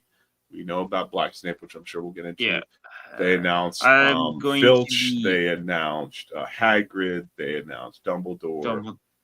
McGonagall and Quirrell. Yeah. So that's 10. Yeah, I'm going to be overly critical, but I will say I'm honestly shocked they didn't make one character black. Okay, so earlier you were saying how you have an idea about why they made Snape black. Yeah. And now you're also saying that you're surprised that they didn't make a certain other character black. What's the deal with Because everyone assumed it was either going to be Ron or Hermione was going to be black. that? Now, is that because of the cursed child play? Partly the cursed child, and just because everyone usually has Hermione as black, and they're like, Why? I don't know why. Because she's mudblood is a racial term in the wizard family. Oh, so or so if for it's dirty trans- blood, so everyone Right. kind of. So she's mixed. She's at least half black. Well, also, I mean, yeah. I mean, you were born without magical parents. Basically, what it is. I mean, also in the series, Hermione does a crusade for to help slaves. I think But the house she's elves and made stuff. she's made fun of the entire time Yeah. because Right. the house elves don't want to be freed. Is the thing. So talking about the whole Snape Slaves thing about don't wanna be Snape. free. Oh dear. So me and Chris was talking about this not too long ago, and we believe what they could do. Are they going to do this? We don't know. That you know how Snape is presented in the books. He's white, greasy haired, lanky, hook straggly, nosed. lanky, Yeah. Yeah. So what he does he uses a magical spell to turn himself black. Excuse That's the theory What? me and Chris come up with. That he I'm uses I'm some sorry. type of spell I'm to sorry. change I'm his sorry. appearance. I'm sorry, Phantom, shut up. Ebola, could you please talk on that for a moment? I'm very curious as to what this is Okay. about. I mean, okay. Actually, it's possible because there's Polyjuice Potion, which you can change your appearance, Yeah, Mhm. yeah, I'm aware of that. and there's also, I think, a spell you can also change your appearance. But the thing is with that, you would need in a certain wizard's hair, and you'd continually need to, if you read or watched Right, because Goblet polyjuice potions, you turn yourself into someone else. You need a piece Yeah. of them. You're not just Yeah. made into a random ass person. Yeah, But- if you've watched you or gotta read Chamber of Secret or Goblet of Fire, Polyjuice Potion has a limited amount of time to be used. Yeah. So you need an extensive supply to continually have that appearance. Right. But- It's similar to I can't think of the fucking wizard's name, but he had to take polyjuice potion like a few times a day. That would be Oh, that's the guy that Mad was Eye in that- Moody. Yeah, Mad Eye Yeah. Moody was constantly like sipping from a flask Yeah. to get polyjuice because he was being played by in the movies he was being played by David Tennant. Mhm. He had to But keep that sipping that was- shit all fucking day. Yeah. And I'm pretty sure But- if in the TV show that's going to come out, if Snape is like constantly hitting the flask off his hip, that people would realize that. They'd see it. However, Yeah. but the thing is, you gotta remember, Snape was a literal genius when it came to making he was the potions guy. He was the guy that made potions. Look, he he was was- good. He was good at potions, but he was also He- like forced he also- into being the potions He instructor. wanted the dark He arts didn't position. want to do that. Yes, yeah, he wanted to be. He wanted to instruct in the dark arts. But however, he did create a lot of potions that were never used. That That's the he whole point in meant. creating them. Nobody's used them before. Well, even the then. thing is, they could have it where that he was creating some type of potion and he figured out how to, change everything on him. We Okay. just don't know. It's just it's a that's- theory. It's that's a running possible. theory. So It's a so running let's- theory.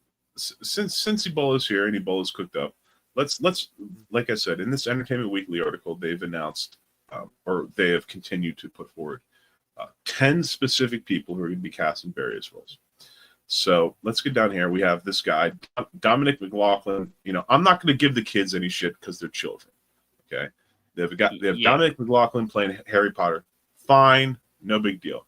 They have Arabella Stanton who's going to play Hermione. She's a brunette. Oh, she's not perfectly white. Fine, whatever. She's a child. I'm not going to give her shit. That's all fine.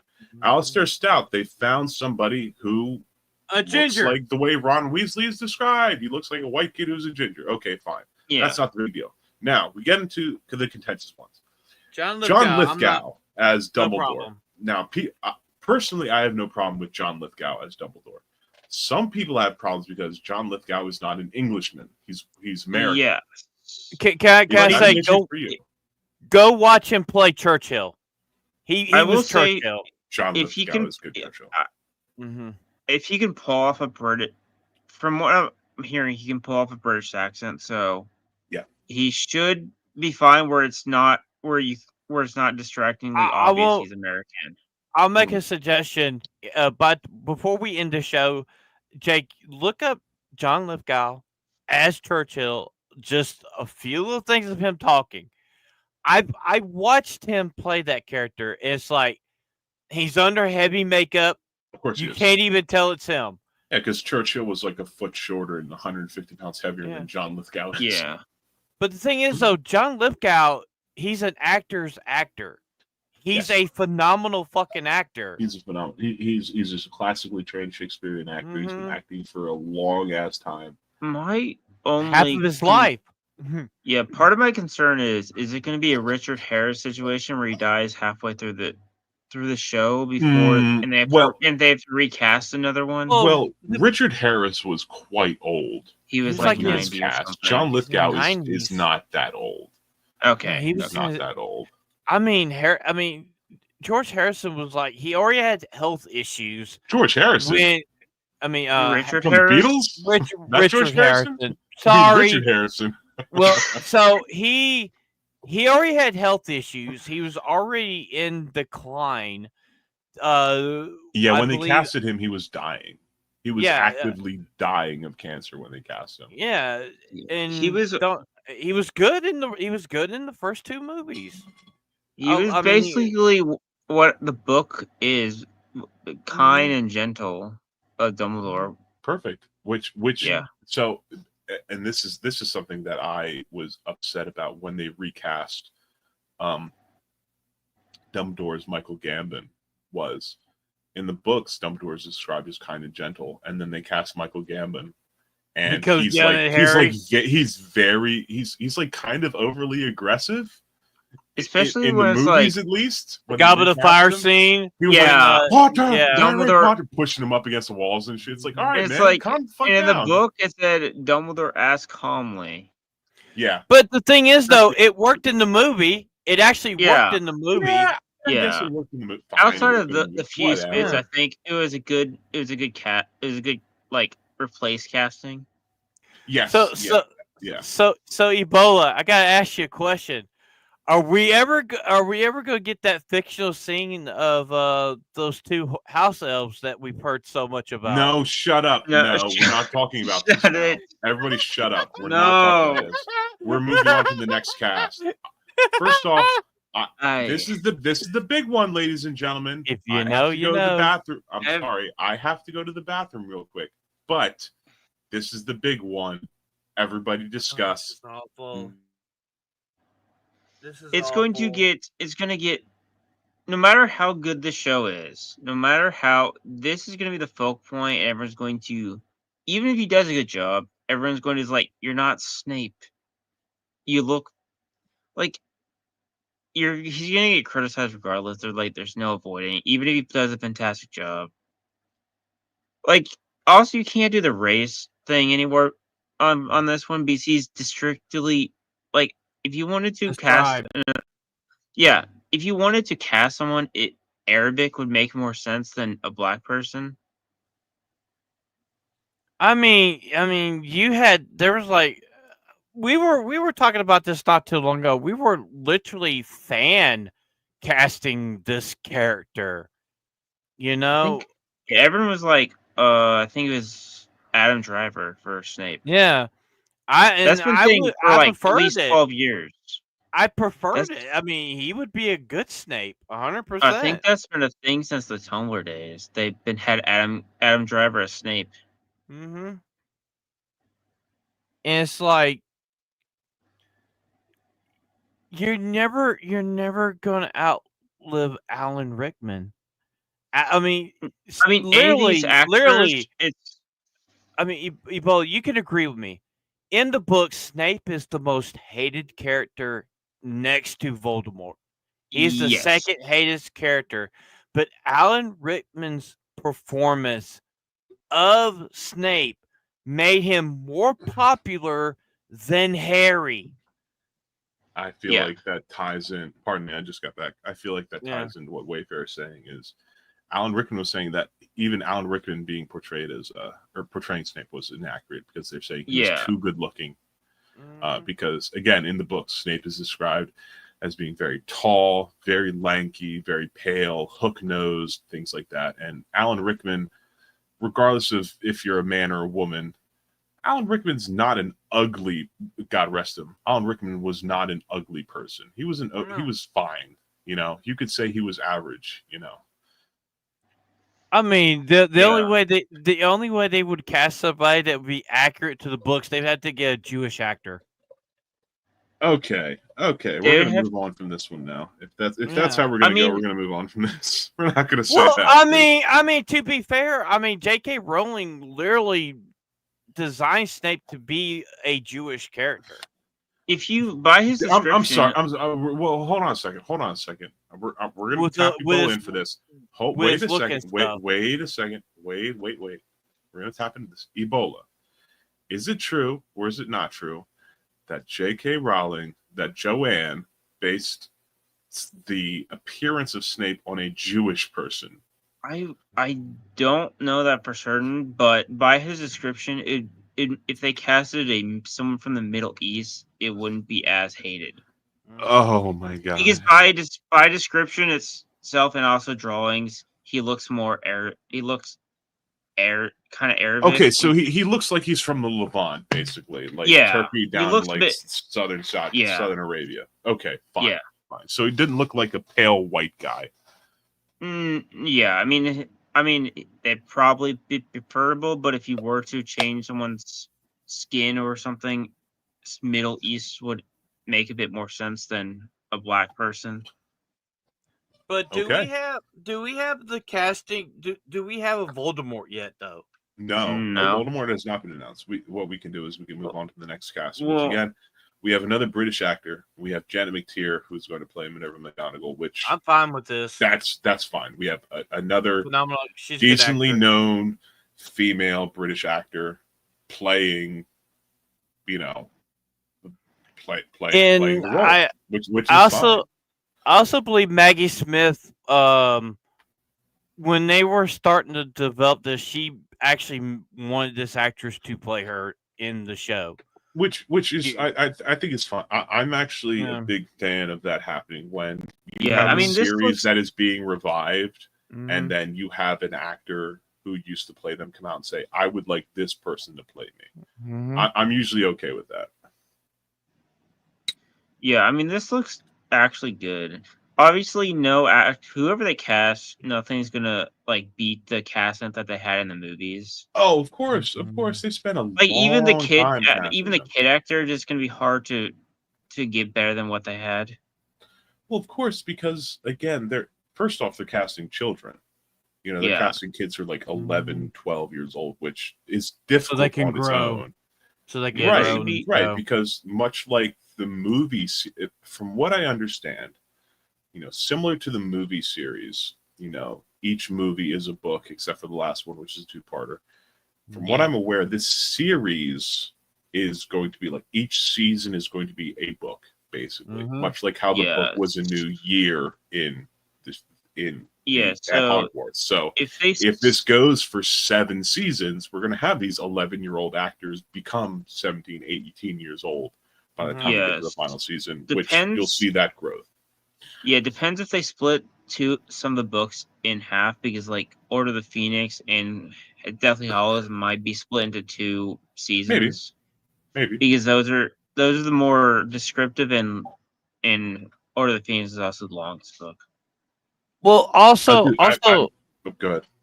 also, so you know there's always been this like the running theory with Snape being Harry's father, you know, and now them having him black, are they gonna lean in? They gonna lean into that, So the or are reason I they think gonna that's get not away from that? okay. So I remember when I was young, when I was a young lad, I didn't quite remember the end of the books. I read the books, but I was too young to like recall them right now. But then watching the movies, I remember when the final Deathly Hallows Part 2 came out, and Snape showed his Patronus charm, Memory. Yeah. and it was Yeah. a doe. I'm like, well, that's Harry's. So that's why I was like, oh my God, Snape is Harry's dad. My parents were like, no, shut up. That's not how it is. You see the flashback, etc. and so forth. Anyways, in the show, I do not think they're going to lean. So this ties back to what you're saying at the beginning about if Snape is going to constantly be hitting the polyjuice potion on his hip to keep himself looking black. I really don't think they're going to lean into this, because the way they would have to do it is eventually, somewhere down the line, Snape would have to turn into a white guy. And that's not going to happen. That's not happening. So that idea, just throw it away, put it in the trash bin. That's not happening. The thing is, how long before the show is? I think next year or Next year. 27. Next year. But And UK Gamer asked a good question. Will this be long form, 23 episodes or minutes? I- It's 8 to 10 episodes. We don't know. It's not. I Well, think- the I one thing we think do 10 know is that it's not going to be like 21, 22, 23 episodes. It's going to be 8 to 10 episodes, but it's not just going to be a series. It's going to be like one next year, then the year after that, then the year after that, for like all of the books. So like 7, potentially 8 I think series. So this is supposed to, that's why they cast the actors at like 11, 12 years old. Because So they can every grow into year the is going to character. be a new year at Hogwarts. It's going to be a new book. And so we're actually going to literally, much like in the movies, we're going to see the characters grow through them. And because they're not going to be 2-hour movies, they're going to be like, 8 to 10 hours in a think- series. I think it's We're going going to to be see an a lot hour more episode. detail. Yeah, so probably 8 to 10 1-hour episodes Yeah. once a year. It's going to be something like that. And Anyway. I hope when this comes out, we, there's a watch party for it, because I'm interested. Absolutely. I think this is probably the best casting, in my opinion. The Nick best Frost casting. as Hagrid, as Rubius Hagrid. Now, 100% UK agree. Gamer brought up a good point earlier, if I could find it. He said that Nick Frost as Hagrid is going to take a lot of CGI. He's quite short, understood, and just lost a lot of weight. That's very true, because God bless Choo Choo, here comes the Robbie Coltrane. Robbie Coltrane was like 6 feet tall, and he was quite a large man. And so it didn't take a ton of CGI to make him look, 9 feet They tall. did forced perspective with him. They That's did a what lot of forced perspective. They did some like composite green screen. Nick Frost, however, he's not as tall as Robbie Coltrane was, and he has just lost a significant amount of weight. Now, granted, with the long hair, with the beard, they're probably going to do a lot of like the fattening with clothing and things like that. So it'll be more forced perspective stuff. They're probably going to use However- a fat suit. Yeah, probably.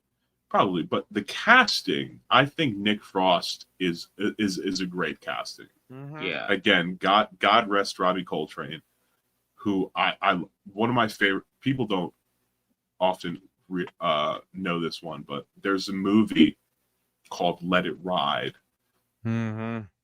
where Robbie Coltrane plays the ticket master at a horse race stadium, and he makes friends with Steve Martin, who keeps coming in to make bets on the horses, and it's one of my he's one of my favorite characters in that entire movie. It's very funny. But so watch Let It Ride if you've never seen it. Robbie Coltrane. Well, I mean, also, I think Nick Frost would be a good Hagrid.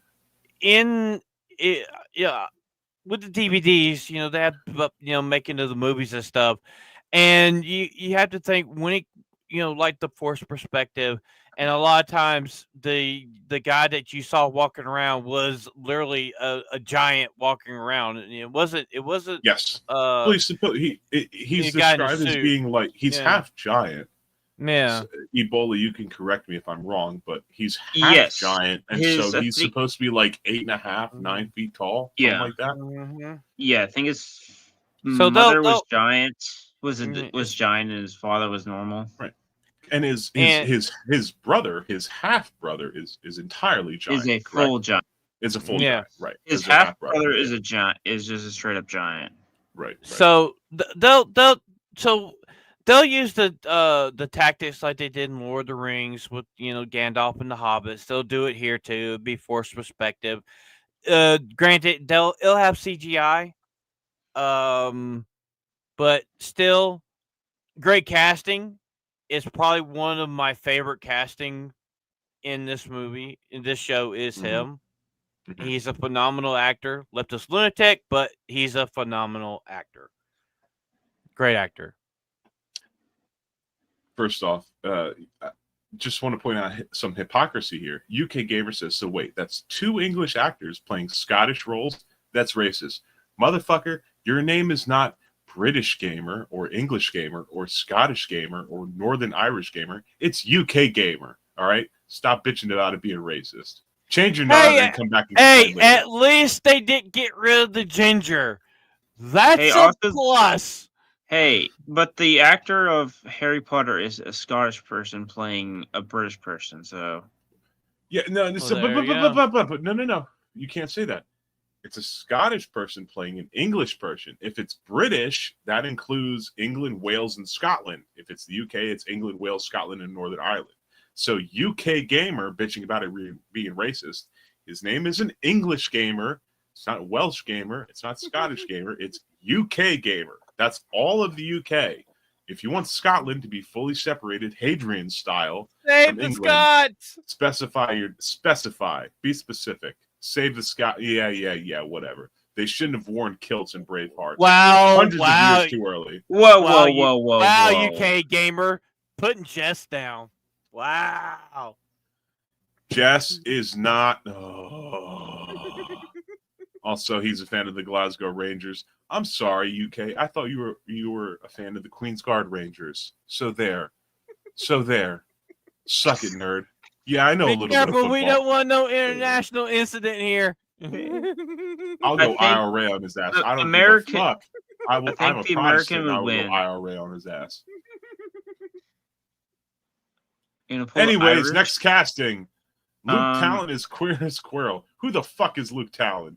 Do you know who I that have is? no clue. Nope. I believe he was Oh, in. right. He was in. Opposite. I believe he was in some of the original movies. I I'll get believe he's facts on a. your ass, gamer. Don't even worry about it. I Sorry. could be wrong, but I think what I heard about him, he was in the original movies. He As was. one of the kids. They said it's or no, excuse me. I'm thinking of Paul Whitehouse. Mhm. I have no idea who Luke Talon is. No idea. Yeah. I but, think he like, was in one of the movies. He looks like a squirrely motherfucker. He could play Mhm. queer as squirrel. You know, he only needs to be there for like a book and a half, basically. So Basically, He only only- in one book because he dies at the end of He's only there for the first book. Sorcerer's book. Yeah.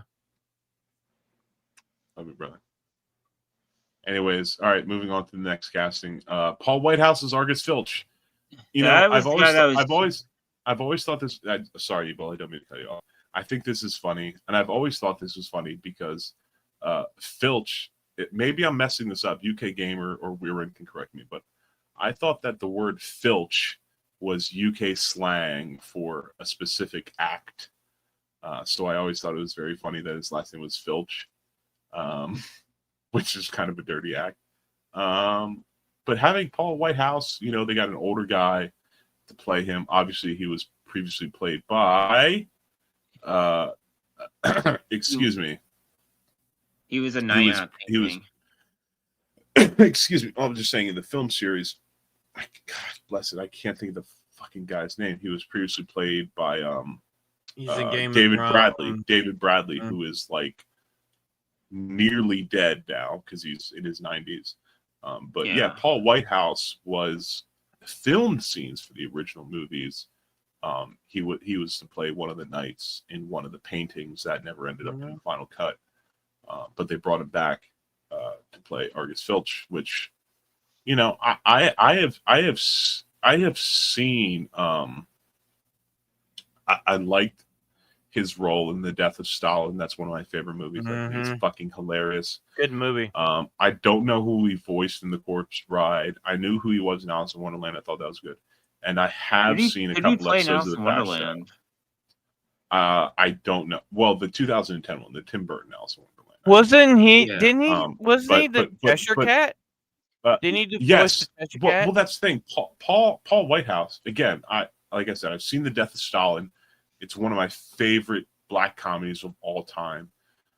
He was a Cheshire Cat in Alice in Wonderland. I don't know who he voiced in the Corpse Bride, but I have seen a few episodes of the Fast Show, and it's fucking hilarious. I love those like mid to late 90s UK comedies. And Paul Whitehouse has always, to my knowledge, he's always played like an old curmudgeon. He's always played like an old guy who like does not give a fuck and will just say whatever. So I think he's perfect for playing Filch. He'll look the part, he'll play the part, he'll be like that old guy. I think that's great. And UK Gamer even says that will work. Whitehouse has played a cranky old man character since the mid 90s. So exactly, he's going to be fine. He'll be fine. Now, the one thing I can't wait to see is how, we haven't seen any concept on how the world is going to look. We don't know what era it's going to be. We don't know if it's going to be in the 90s like it was in the original book. Yeah. I feel it's just going to look like Northern Scotland in the 90s, like the fucking movies. Yeah, 1990. That's what people know. It's going to look like that. It's going to look like that. So that's who we have so far as who is announced.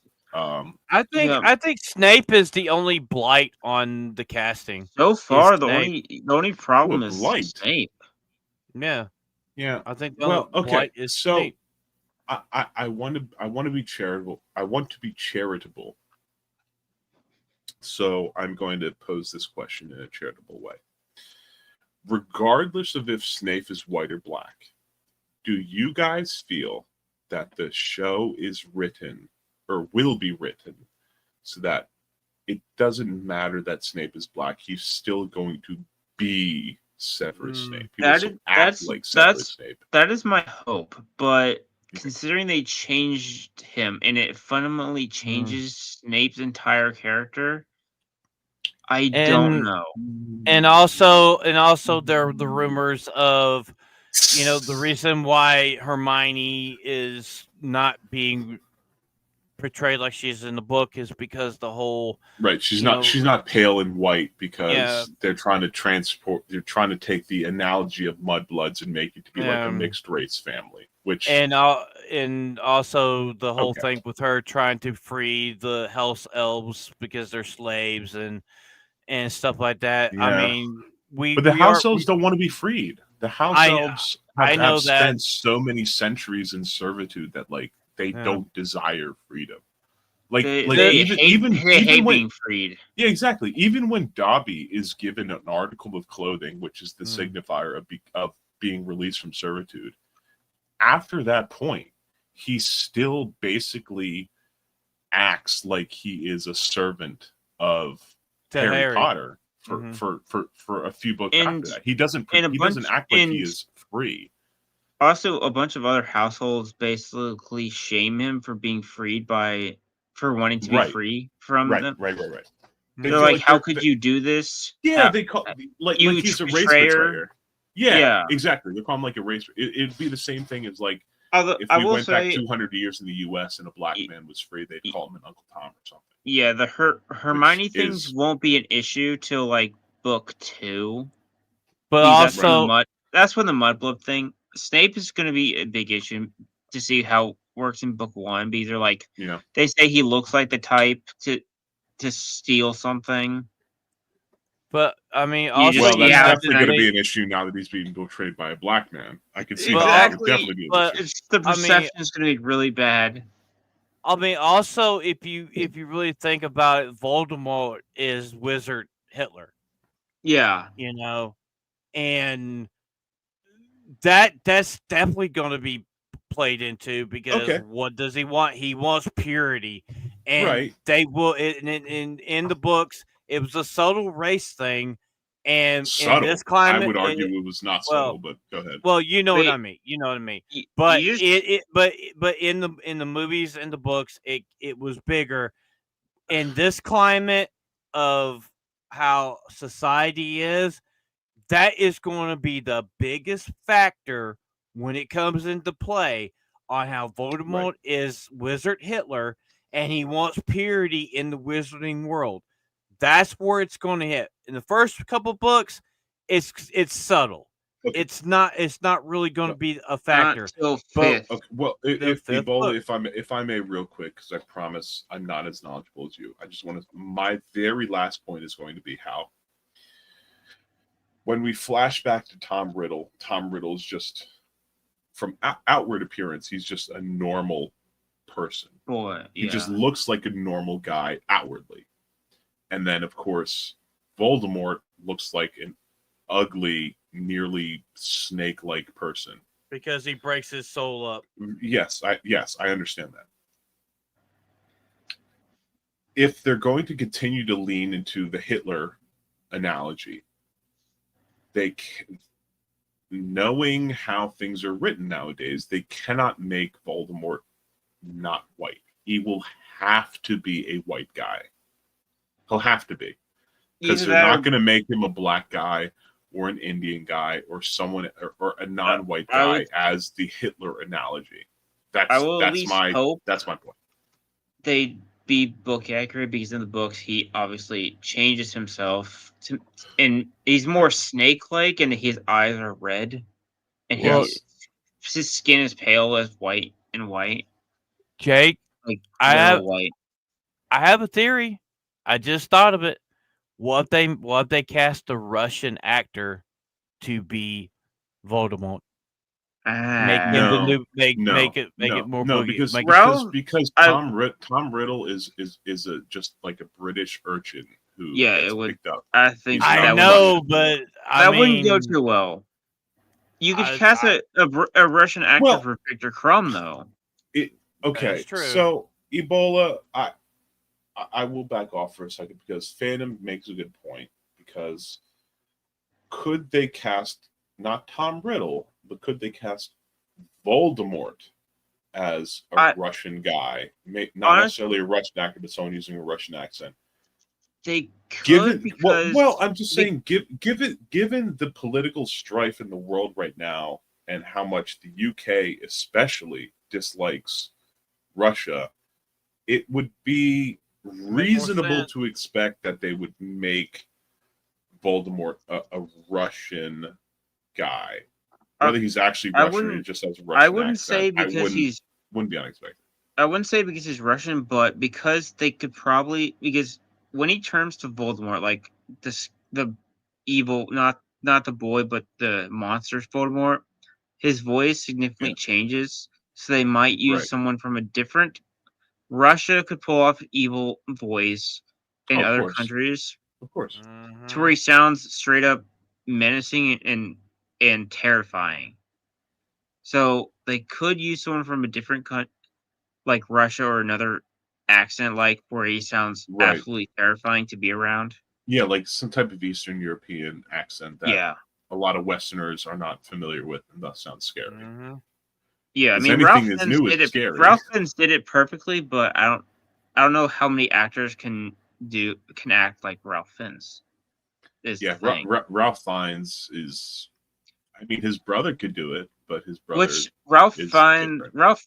Ralph Fiennes also said he wants to come back as Voldemort, but I don't know if they would do that since they probably want Well, new actors anyway. They do want new actors, but funnily enough, Ralph Fiennes is like the only person they could bring back as Voldemort because when they cast him, he was only like in his early 40s. So they could bring him back now, and Yeah, he would you still still fit do it. as the character. Yeah, It would still work, but He could still obviously do they're it. recasting everybody. They're not going to bring back Ralph Fiennes to be Voldemort. But So I mean, the only people they recast come back are characters that were like, or actors that were you barely didn't even know were in the movies. well, I mean, Yeah. to be like the fair, lady, I can't think of her name, but the lady who plays the Mm. Vicar of Dibley, who is the painting in front of the Gryffindor house room. I cannot think of her name. If you guys have never watched the Vicar of Dibley, UK Gamer, back me up here. The Vicar of Dibley is a fucking fantastic, hilarious show. If they brought her back to be the painting in the front of Gryffindor house room, that would still work. Anyways, I mean, to be fair, up until the Dawn French, thank you so very much. Dawn French played the Vicar of Goblet Dibley. of- Great show, fucking hilarious. I mean, to be fair, up until Goblet of Fire, Voldemort was like swapping bodies, so he went from Yeah. body to body. Yes. So really, he had no form because he was he was trying to regenerate his body because of the curse that was put upon him. Yep. Yeah. So The only time you see him is when he's in the 17-year-old notebook. Is the only time you see Voldemort Yeah. outside of Quirrell's head. yeah, Right, And- of course, because in the first book, Quirrell turns around and Voldemort's there. Yeah. and Turban, I guess you could say. yeah. So Yeah. I mean, basically, Voldemort is at that time he was just a parasite. So he Victor Dibley's funny. he would mimic the person that the body he was inhabiting. That's the reason he sounded like the person that in the body that he was Right. inhabiting. So basically, when at the end of Goblet of Fire, when his body's reconstituted, they could put an Eastern European person there to be there, and it would explain the voice being different. And I mean, if you really think about it, who's the bigger boogeyman now? It's Russia. It's not Germany. It's Russia. Russia. Russia is the boogeyman now. And I wouldn't be surprised. I mean, even when these books were being the time period that the books are based on, Russia was the boogeyman at the time. I mean, So- they also have the Eastern European school, which was kind of looked on a little hesitantly. Mm-hmm. And the Eastern European school was a boys only school. And they were No, all that was like- in the movies. Oh, that was in that the was the movies. movie. Excuse The me. same with the French school. They made it for some reason. The book in the movies they made it boys only and girls only when there was co-ed, as it was a co-ed school as well. Yeah, but it worked for them. It worked. It was okay. in the Yeah, it books, worked. but it worked better in the movies. It worked Well, in the movies. Anyways, final thoughts on the casting thus far. Outside Snape of is the only Snape, problem.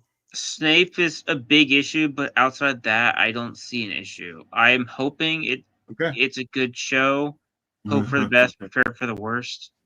Hope for the Same best, here. prepare for the worst. Amen. Same Amen. here. Yeah. Okay. Very well, ladies and gentlemen. We've reached 2 hours and 50 minutes. I think we should do outros. I'm going to go first, if I may. As you guys know, I'm Big Dog Jake, BIGGDOGGJAKE. I'm a professional, though occasional VOA. I'm a political writer for hire. I love video games. I love metal music, and I will talk to anyone about them. My recommendation this week is a music recommendation, as it is every week. And you could call this cheating or you could call this homage. My recommendation is go ahead to YouTube and look up Rick Derringer. I looked up Rick Derringer's hit that was in the top 20 of the Billboard Hot 100s when it came out, Rock and Roll Hoochie Coo, from his album All American Boy, his first ever solo album. After he left Steely Dan. You guys don't know Steely Dan. They went through a lot of different recording artists. It was just the first two lead guys that kept the show going. Rock and Roll Hoochie Coo is a great song. All American Boy, great album. And a slight tangent recommendation. Wayfarer was bringing up how Dawn French and Jennifer Saunders are a riot. That's in regards to the Vicar of Dibley. So I looked up one of my favorite clips on YouTube of the Vicar of Dibley, and that is Alice, who's Jennifer Saunders, saying she cannot believe it's not butter.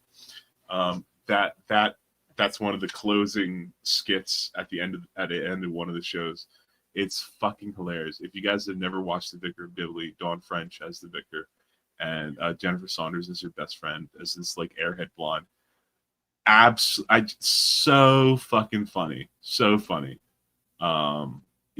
If you guys have never watched it, it's a hilarious show. Go out and watch it. Obviously, go out and listen to Rick Derringer, listen to Rock and Roll Hoochie Coo. And I've been Big Dog Jake. Thanks so very much for tuning in, everybody. Ebola, I'm going to throw it to you. If you have things to shout out, if you have any recommendations, let us know. Okay, so outside of here, I'm doing videos Monday and Tuesday, stream with Sophie Wednesday night, and Thursday afternoon, I stream on Thursday before I stream here, and Saturday is the anime show. And I'm going to recommend Battlefront 2 because it's suddenly out of the blue, people decide it's actually It's streaming it, and some people are. It's actually good. People are, and they did break the record for Steam, and people are making mods. It's because Fortnite. Expand It's because Fortnite. It's because of Fortnite. Fortnite did the Star Wars thing, and people are going back and playing Battlefront because of Fortnite. So, I think but EA also fixed it a Mhm. little bit. I think they fixed it a while ago. Did Mhm. they Yeah, push out a I new think just patch? people stopped playing it because EA just said we're ditching this for Battlefield 42, and Battlefield 42 kind of flopped. They did like some massive updates recently too. So Yeah, Really? yeah. Pushed out massive updates for a 6-year-old game. Interesting. mhm. Okay. Yeah. Okay. Very well. Mhm. Phantom, what about yourself, good sir? All Do right, you have so any recommendations? so here lately I've been playing a lot of a game that got put to the wayside, and it was Red Dead Redemption 2. I just went through the campaign, and the game still holds up. Multiplayer is still really good.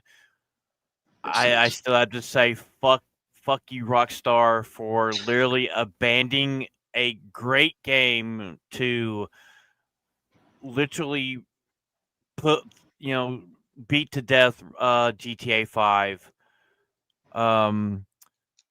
Also, Saturday night anime with the homies.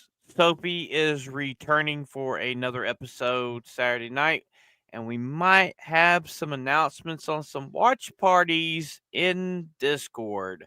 That's right. So Um, make sure you join the Discord, nerds. Join yeah. the Discord. Also, we are on a subscriber goal binge right now. Jake, can you check a look and see how many subscribers do we have? How many are we away? Oh my from gosh, how many 200? do we have right now at this moment? I can check. Yes. I typically check once the show is over and I leave a comment, but Mm. I can look right now and I can check if it'll load for me. Let's see. We currently have. Well, first off, we have 21 people watching, and to all 21 of you, thank you. We love you very much. Join the Discord, subscribe, leave a comment on the bot. We have 193 subscribers, which means we are 7 away. We've gained 2. We are 7 away from Ebola doing something that we've wanted him to do for a very long time. So Ebola, one more time. What are you doing at 200 subscribers? Unless I figure out something else, saying I hate it so much. Dude, We may do say so, it. UK Gamer. Do it. Only Say it. no more than once a day, UK Gamer. No more than once a day. Say it. That I. You know what? Why not? Are we waterboarding Ebola for 200? No, it'll be much worse than that. It'll be much worse than that. Saying I support that I voted for Kamala. He said it. He said it. He said it. I For hate- 200 subscribers, I we're hate gonna do an entire hate it stream where here. Ebola is going to be shilling for Kamala Harris and wishing that she could be president. It's Well, gonna be the most over dramatized thing ever. Oh, The thing we're is, gonna though, have you're not going to 2 be over dramatized. This is going Oh. to be the real you finally coming out. Shut up.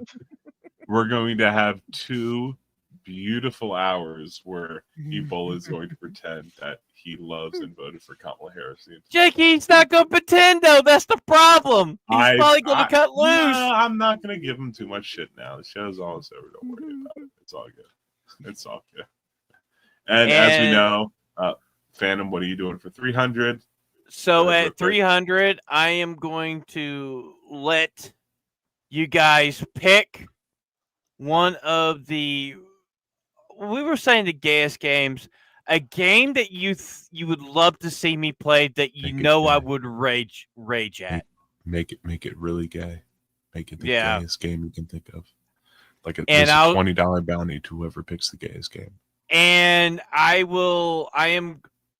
when we hit 200 subscribers, I will start an official homies Twitch account so I can do some gaming on there and be able to record it and upload it to YouTube, and that's where I will play that game for the goal. And at 400, Crease is going to be doing the one chip challenge at Yes. 400 subscribers. At 400 subscribers, we're gonna make Kreese. We won't force him to eat the whole chip because it's a big chip. But we're knowing gonna him, have he'll take a- probably we're eat the gonna whole have him- thing. We're gonna have him take a bite of the chip, that ultra spicy, burning your asshole up, sending you to the hospital chip, and he gets one glass of milk for the entirety of the show, and that's how he has to spend. Oh, it's gonna be wild. And again, the ultimate at 500 subscribers and monetization, because 500 is the minimum for monetization. Once We have gotta be 500 subs monetized. and monetization, we have to be Mhm. monetized. The first stream after we are monetized, I, Jake Hackman, who you know and love, will have his wife stand behind me and shave his head Live. on live. stream. You're going to see myself and my wife in tears shaving my head. My head will And be you- shaved at 500 and monetization. It can't just be 500 subs. It has to be monetized. So the first time we have a stream and you guys are able to give subscriptions, that's going to be the episode. And you So, know what, guys? Tell your This friends, is how, ladies and gentlemen. this is how it's going to be the whole stream. It's going to be like this. He's going to be full screen as it happens. As it happens.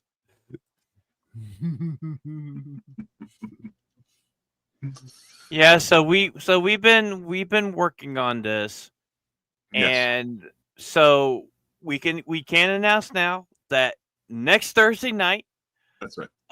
Hayden is going to be our That's right. special guest for our 49th episode. Specifically, this Hayden. Bridge. The Hayden that bitches about Bridge, which, not bitching, properly complaining, because Bridge is bullshit. UK Gamer, don't put baby faces up there. Look, that's what, if they shave, if my face was shaved also, I'd look like a baby. So you either shave my head or you shave my beard, and I know the head is more enticing for 500 subs. So Yeah, so Hayden, so this will be Hayden's second time on the channel because he was on the anime show a few Yes. nights ago. yes. Also, for our 1 year anniversary, Mo is going to be our special guest. So Avocados in the Avocados chat, boys. chat from Mo. Avocados in the chat. And also our 50th episode, we're working on a very, very, very special guest. 2 weeks. And Not in next 2 Thursday, but weeks. Thursday after. Very, Yeah. very special guest for the 50th episode. I'm gonna say this much, but I'll say too much. If you guys thought Draker was a wild one, wait till you see who we're trying to get for that one. Not who I we're mean- trying to get, who we're just confirming will be on. So We've been working on, ladies and gentlemen, we have been working on our 50th episode guest for like 2.5, 3 months now. So ever since MegaCon, since MegaCon. MegaCon many months ago. So Mhm. the War Master himself, close, no cigar. But like I said, no hints. No hints. Again. I say ask Vagabond. He'll give you a random answer. I like Jeff. He's like, Jesus? We're gonna have Jesus on? Oh, it's because I was doing this. I Yes. was doing this. Like, we're gonna have Jesus on. No, Jeff. Jesus is always with us. Okay, Sort of, he is kinda, always with us. sort of, kinda. I can say sort of, kinda without spoiling it. Sort of, kinda. Yeah, you can say Um, it because that is misleading as hell. I have no idea. If I didn't know who you were talking about, I would have no idea who you were mentioning. Bait and switch. Maybe bait and switch. Yeah, what a bait and So- switch. Either way, first off, go to our merch store and buy t-shirts and mugs Yep. and shit like that. Give us money, nerds. We all need new computers and we need to Give me- upgrade StreamYards. We still have a TeePublic merch store, which has our Mhm. old merch before Ebola became part Mhm. of the core group. So you can still get some shirts that just have myself, Phantom, and Kreese on there. And obviously, join the Discord, have fun in the Discord, talk to us, mention us, find a Mhm. channel you like, and talk all day in it. You can obviously follow us on X and Twitter, where we announce where the shows are coming out, where we upload little videos, where we're doing little announcements. And if you're over 50 years old, join us on Facebook, obviously. Mhm. But absolutely, join the Discord and give us some merch. Otherwise, we have this motherfucker's like, what the hell? I stopped in to say hi and I see all this. Yeah, because we mentioned you already, nerd. avocados are here. oh, You have avocados oh, on top. We have avocados on bottom. we got a Mo sighting. We got a Mo sighting. One of these days, these boots are gonna walk all Hey, over baby. you. You got girlfriend Vietnam? Not just this minute. Yeah. Well, baby, me so horny. Me so horny. Keep lying. Me love. Well, take the pants off. Take the pants off. Take your pants off. I just want to suck a dick to see what it tastes like. Lighten them one last heater and let's end this show, motherfuckers. Avocado, avocado, avocado, avocado, avocado. Avocado from Mexico. Good night, everybody. We'll be seeing you Saturday night for our Anime with the Homies. Until next time, I'm BetaMX. He's Liquid Ebola. He's the one and only Big Dog Jake. And you know what? Fuck it. You want to know who our special guest for our 50th episode is? It's going to be... We talking about the life we know. Laughs and vibes, the good times flow. Homies gather, let the stories grow. Screaming loud, let the wisdom show. Late nights, we ain't slowing down.